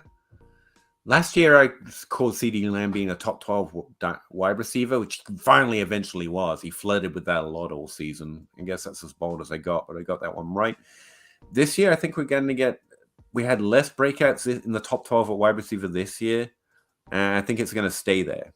I think wide receivers are going to return or repeat much higher rate, especially with the lower expectation of rookies this year. I don't know if any of these are bold, but those are the best off the top of my head. You're definitely thinking about it a lot more than I am, and a lot more than you made it seem like you were. Okay. Cambo, 812. Who do you think has a better year in 2023, Dobbins or Javonte Williams? Dobbins, because he'll be healthy. Dobbins, because he's healthy. Yeah. Equity loan. He's talking to someone else, so I get to skip. Mrs. Scampers, that's incredible. You need to have someone make a T. Higgins. I really want to buy a 3D printer so bad, and I probably would do something stupid like that if I did buy a 3D printer. They're really expensive, aren't they? Like, they're like, I mean, relatively, like, now they're like $200-300 when they used to be $2,000-3,000. So like, they're getting cheaper, but that's still not cheap. You can buy an AI for $600. I just learned, by the way, your own personal AI that answers to you. Someone figured out how to employ it and install it on like a laptop or Mac or Windows laptop. I've seen the Terminator, and I'm not doing that. I mean, I've seen her, and it was pretty awesome. Like, I want a relationship with Scarlett Johansson's voice. So that sounds pretty cool. Good night, everybody. Hey, man, I just want to be the first in on the robot overlords. I need them to know I'm on their side, so I can sell out the human race and be fine. Oh no, screw that! Just make my death quick and painless, please. Gavin Ferguson, I'd probably trade back to get something on top of JSN or Gibbs for my 104, even if I couldn't. I'd at this point definitely take the first of the 3 tier 1 rookie QBs. Bad process to get JSN at 104. Well, we were assuming the 3 picks before him were quarterbacks. Bajon, 3 quarterbacks. Yeah, like, no, don't get me wrong. Like, it is a little bit of bad process to take JSN at 4 if one of those quarterbacks will be there. Assuming draft works out the way we think it is. Yes, it is. But at a certain point, I just don't care. Like, again, I will take the risks I'm going to take mostly in the rookie draft, though. Yeah, like the answer is JSN value, trade for need or want. But like, if it's me personally, I'm absolutely going to be drafting at least 1 or 2 JSN at the 104 because I traded up to the 104 to draft JSN before the Anthony Richardson hype. I mean, not to throw out comps because they're entirely different players and it's an entirely different rookie class, but that exact same point was just as true, and it is perfectly true if you drafted Jamar Chase instead of the quarterback in his rookie draft. And honestly, it still worked out bad, but you got Jamar Chase. So, like, literally, yeah, like Chase should have been the 101. Yeah, technically you can't trade Chase for a quarterback, but can't you, really? You know, like at least for like the first 2 years, you should have drafted Chase at the 101. Now, just now, and not even in every case, Fields and Lawrence are ahead of him. But technically, it's bad process to take Bijan Robinson, and I'm not doing it. So, I mean, it is a risk. You're right, and bad process. But I think at some point you have to take on some risk, and I will choose to do it in rookie drafts more often if I'm going to take it. I mean, not that I don't take other types of risk.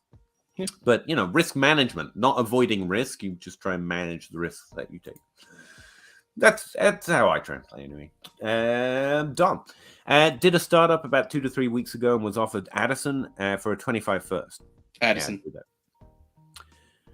We're in a 1 QB, 4 PPR league. Is he worth it? Yeah, I mean, he's worth like a top 8, even in Superflex rookie pick this year, and 25 picks should be worth less, and that's a random 25. So yeah, he's still in that group where I would rather draft him than trade for a 24 first. So definitely taking him over 25 first. And Cowboys got Texans to pay part of the Cooks contract. I really don't understand NFL money. It's so wild. I know. And Hopkins said he would restructure. Yeah. Okay. Because this is what I was saying. Like, money, his contract is what it is. I didn't play into the idea or didn't think of the idea that he would restructure. So that's fair. And that probably does mean he's interested in going there, to be fair. Like, if he's willing to do something to make it happen. Yeah. Rondell Moore all day. No, but yeah, seriously, I would. Rondell Moore's an interesting value. There's not a lot of high expectation. Like, I'd rather trade for Rondell Moore than Wandale Robinson. A question we got earlier. Like, that's the kind of player I'm like, I'm probably targeting that guy. Yeah. Whereas I'm not targeting Wandale. Again, you don't have CeeDee Lamb or AJ Brown expectations, or even Jarvis Landry, but I think he'd be a top 24 wide receiver this year. Or at some point. Tyler, sorry, I know this is a redraft question. Perfectly fine. We just like talking football. No, seriously, ask any question you want, man. We appreciate you being there. We're primarily Dynasty players, but that means we play a lot of redraft. I'll play a lot of redraft to get here. But you guys are the only ones that answer questions. So my question is, what is your thoughts on Derrick Henry and Dalvin Cook? Good question. I'm worried about Dalvin. like he looked like he was slowing down, and the fact that if Alexander Mattison was just going to straight up be a backup, they wouldn't have kept him there.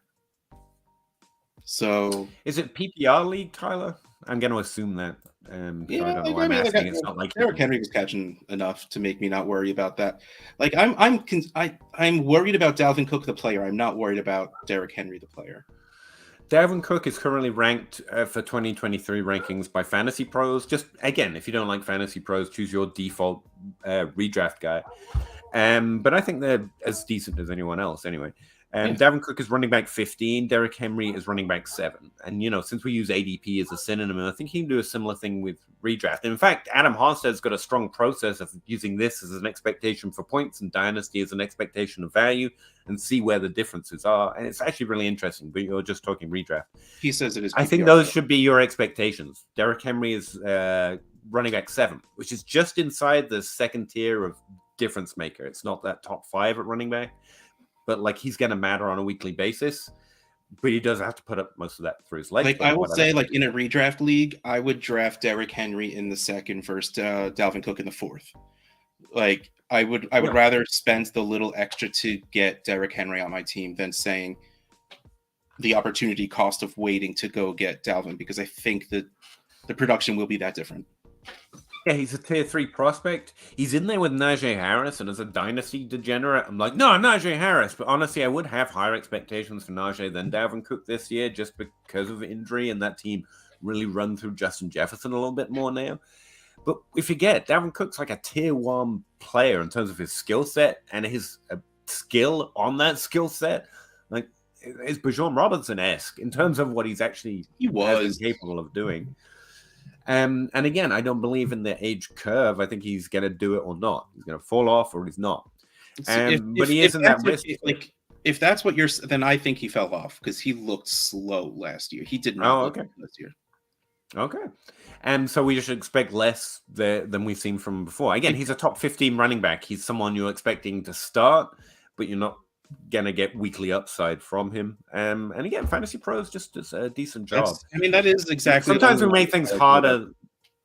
So yeah, and where we're always trying to look for edges and different things. And there's value in doing that. Don't get me wrong. It's not just ADP is good enough. But as far as setting expectations, like redrafters are really good at this point. And their rankings and their ADP is fairly consistently good. So it does set a reasonable expectation if you don't have 15 hours to build a model or game speak or a game out coach interplays. I think that's a fine expectation. Derrick Henry top 7, Dalvin Cook top 15. And thanks, Tyler. And I'm sorry no one else will answer your question. Tell them I said stop being screw those guys or girls, whoever's not answering your questions.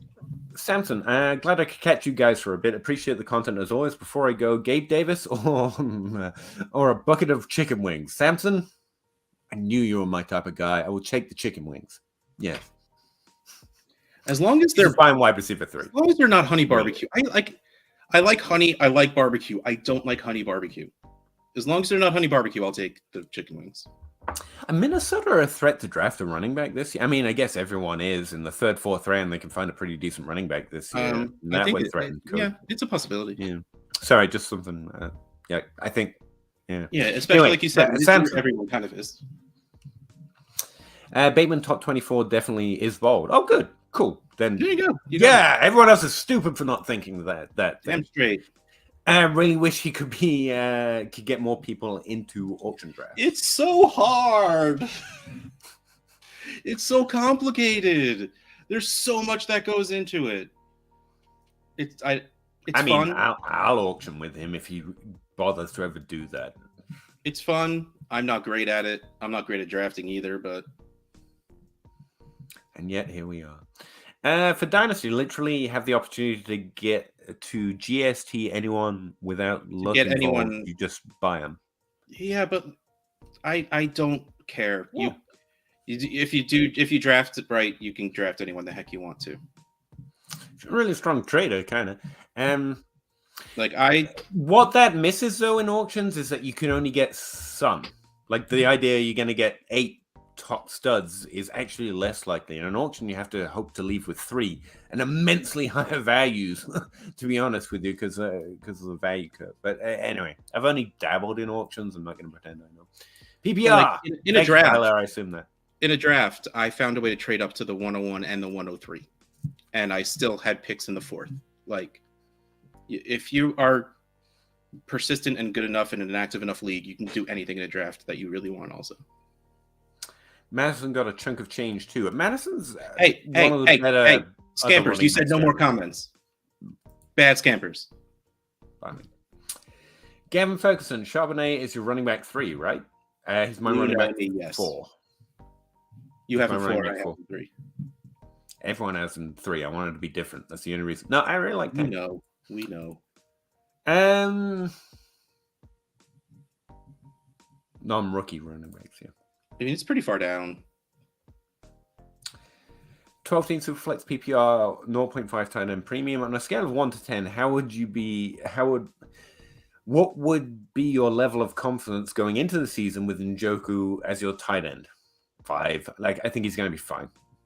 I mean, I'm a little lower than that, but I just want him to be good. I liked him coming in, so it would make me happy, but like, I wouldn't feel confident about it. Yeah, I don't think you got good. Like, I'm hitting at most a 4 because like I'm not confident about it, which means I have to go below 5. But yeah, kind of 9 to 15. I don't feel bad seeing him there. I just don't feel good that he's going to score well every week, even though that's a lot of tight ends. I think you could trade him for Darren Waller plus, but apparently not, because last week you were telling me no, Darren Waller's really high value than that. I mean, that's me. I'm in on Waller. All right. At least. Can we count on Pittman to get a value bump once he gets a new quarterback? No, I mean, narrative-wise, your league quickly turns on when things like that happen. Yes. I think what you have to bet on in most leagues is that Pittman's going to be a top 24 wide receiver. Really did show a ceiling through a stretch last year. But I think that's what we should expect. And in season, when he's doing that, he'll be easy to trade them right now. Pittman's value is really, it feels soft. When you look at his ADP and his ranks, like everyone knows, but no one's excited about it. He's like DJ Moore for the last couple of years. Everyone's like, yes. Them two are always right next to each other. But like, I feel like Pittman getting an upgraded quarterback should be baked in because it's really hard for it to get worse than what it was last year. I mean, it hasn't been great. And even with Wentz, he was really good. It took a dying Matt Ryan to make Pittman look bad. Yeah. Thoughts on top tier tight ends and 1.5 premium? Same. All premium does is make those top tier tight ends more competitive as flex options compared to wide receivers and running backs. It does relatively little to what I think of the position as a whole. It groups it and spreads it out further, if anything. Right now, if you can get Travis Kelce at a discount, like I went through my leagues, I want age discounts. Come on, the man's about to turn $1 million, and he's worth like a freaking fortune, like he should be. And instead, I'm targeting Kittle. But those guys are extremely important in leagues, let alone leagues where there is a premium and they have the extra benefit of being flex plays. So yeah, I actually more and more my league play seems to devolve in trying to get an edge of top flight quarterback production and tight end production. It's just harder and harder to compete for wide receiver values, and sleepers suck, So, and more I'm targeting Kittle, I'm targeting Hurts last year, and this year it'll probably be Lamar, and that's where I'm trying to gain some level of points per game edge of these gits who know everything about fantasy football and they're really hard to beat. Having more than one, I mean. Yeah, I literally stack up the position. Like, right now, it's not as strong as I want it. I'm trying to add Kittle. I'm trying to add Kelce. But most of my rosters have Pat Freiermuth, who I'm higher on than you guys, but at least we can accept he's young, he's good, he's in that middle class. And then I have, like, Goddard. And quite often Pitts, because I bought him at the end of last season in a few places. But that's an extreme case. But, like, I throw a lot of value into the tight end position these days. And it's the right thing to do. Or anything close to the quarterback expectation in terms of number of years, but it's really hard to catch a Gronk, to catch a Graham, which is why I'm trying to get Kittle and Kelce, hoping people think they're about to fall off because they typically don't. Most years they don't, and they're really exceptional. It's very rare. That's why everyone went hard in the paint for Waller. In a premium, especially, stud tight ends score very well compared to wide receivers and running backs that you would otherwise be playing in your flex spot. But also the unseen advantage is you taking away other people's positional advantage by not letting them have a good tight end. So it's like I have a team stream in Dynasty, like legitimately hard to stream, even though the rosters are in 28 spots or whatever.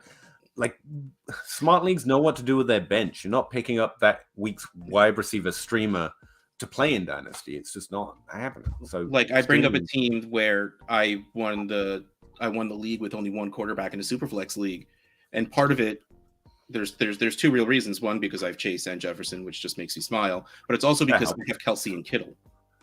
Oof. Like, yeah, the rest of my team not so great, but those four are good. You don't make it too complicated. Tight end's pretty easy position to work out. You got Kelsey and Andrews, and then you got a pretty good middle tier or middle class, as I call them. And then you got a bunch of people who are going to be viable, going to be useful. It's where David and Njoku falls for me. You got a few wild cards like Waller. Exactly where do you put him? Yeah. Dallas Goedert seems to be in risk, according to Zach Reed, of being outdrafted. I think that's what he was saying on Twitter, but he's been there before with Zach Ertz. And again, just expecting something, not the world, but from Ertz and Austin Hooper, and just never quite letting them go until they're out of the league. And they do that too. Don't overthink it. Evan Ingram this year is actually a really good example of that tight end process, by the way. Like that's where all the values come from. Don't go all in on Albert Wilson and Cole Kmet when everyone's telling you they're a sleeper. If everyone's telling you a sleeper, they can't possibly be. And instead, it's just like, hey, Evan Ingram's and Austin Hooper and Zach Ertz are still over here, like unwanted. It's not a hard position if you just have those three simple ideas, and then just greatly overvalue the Mark Andrews and Travis Kelce and George Kittle of the world, and everything's golden. And it's easier to find an advantage because you know exactly how to do it, exactly who to do it with. Darren Waller's occasionally happen.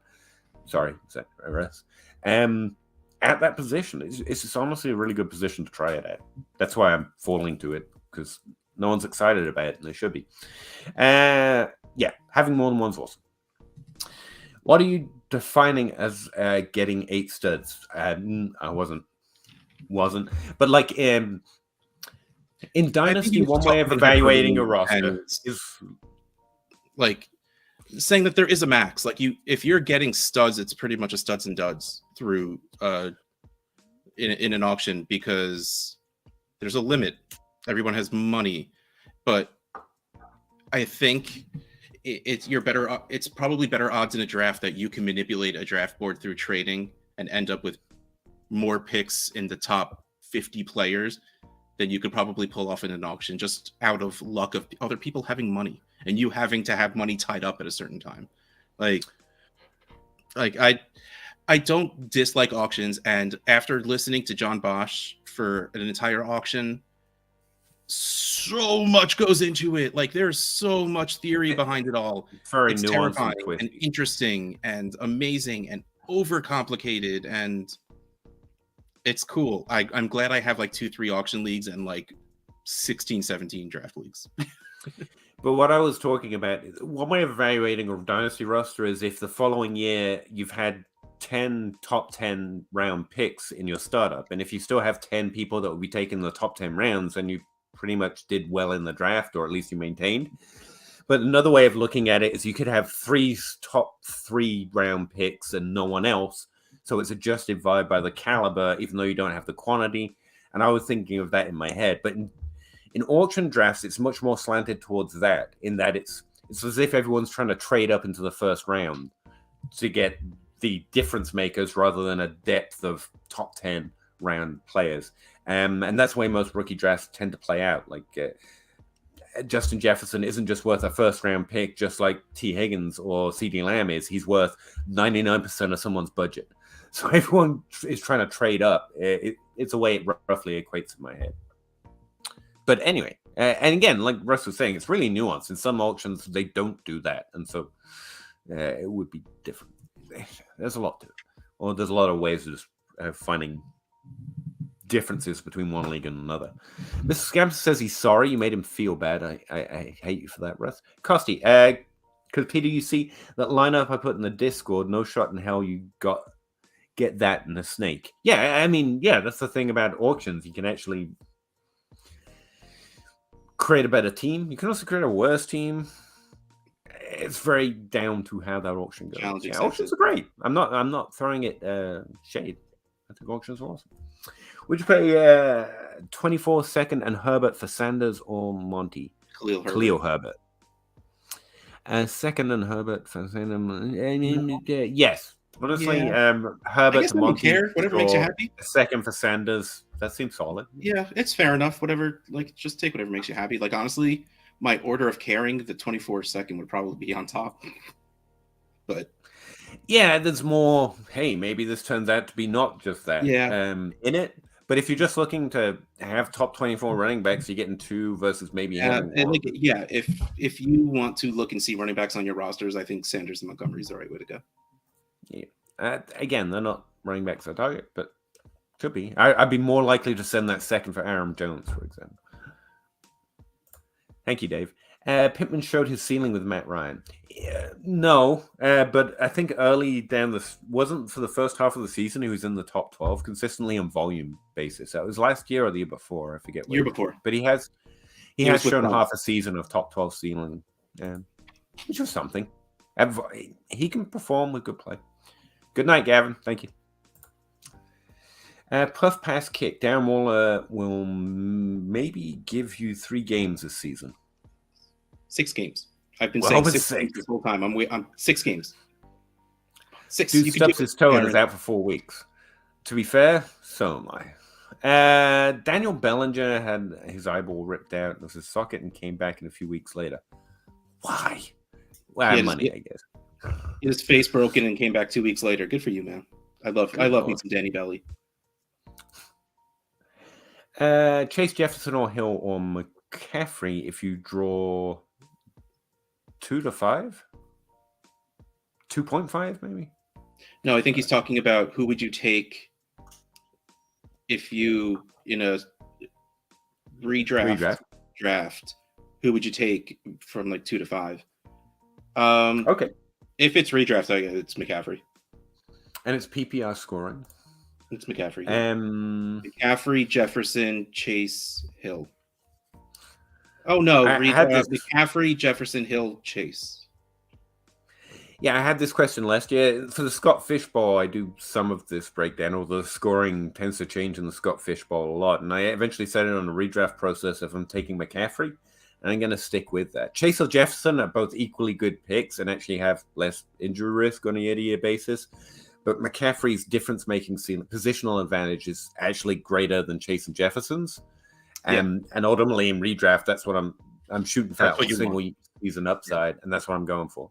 So yeah, it's McCaffrey, then it's Chase Jefferson. Okay, which one's it? Well, I'll take the first one that's on the list. Hill, I guess he's not too far away, but he's not anywhere near the tier of those other 3 for me. But he's a top 12 wide receiver. It's pretty good. 2023 2.06 or Khalil Herbert. Even Steven, if you like Herbert a lot, that's fine. I'm probably rolling the dice on the second round pick, but again, that's where I take my risk. If you want to take the shot to take your risk in the draft, and don't do it. Like if you don't think the Bears are going to draft someone and you think Herbert's going to be that guy, the 206 is not a risk. It's fine. But if you don't believe that, the 206 is a decent spot. Costy, yeah, I guess it's more of a redraft thing. The Dynasty space is pretty much 99% snake startup strategy, so hard barrier to break with the masses probably. See, I would be more interested in a redraft auction because you can't trade in a redraft startup draft, in a snake draft. But I still stick by in a Dynasty startup, you could do whatever the heck you want if you want to. Of course. There is a heavy auction home in Dynasty, though. Again, if you haven't checked out John Bosch or Bub Gilchrist, who work on a different platform, by the way, so it's not like we're pummeling sales. Like, they're awesome. They talk about auction a lot in the Dynasty Trade Calculator podcast, or at least value a lot. And both of them are really big fans of auction leagues, actually because of everything you're talking about. So, like, You'll hear a lot about it, and they play in a lot of auctions. I imagine they share information about auctions that are taking place. Also, check out Scott Fisher's website. I know there's Dynasty auctions on there. What's that called? League Safe. 2 of the 5. Yeah, that would be my order in which I draft them. So McCaffrey, then Jefferson or Chase. Honestly, pick your flavor. Then Hill. Absolutely no problem, Tyler. Thanks for asking, man. And seriously, what's that over there? Your question.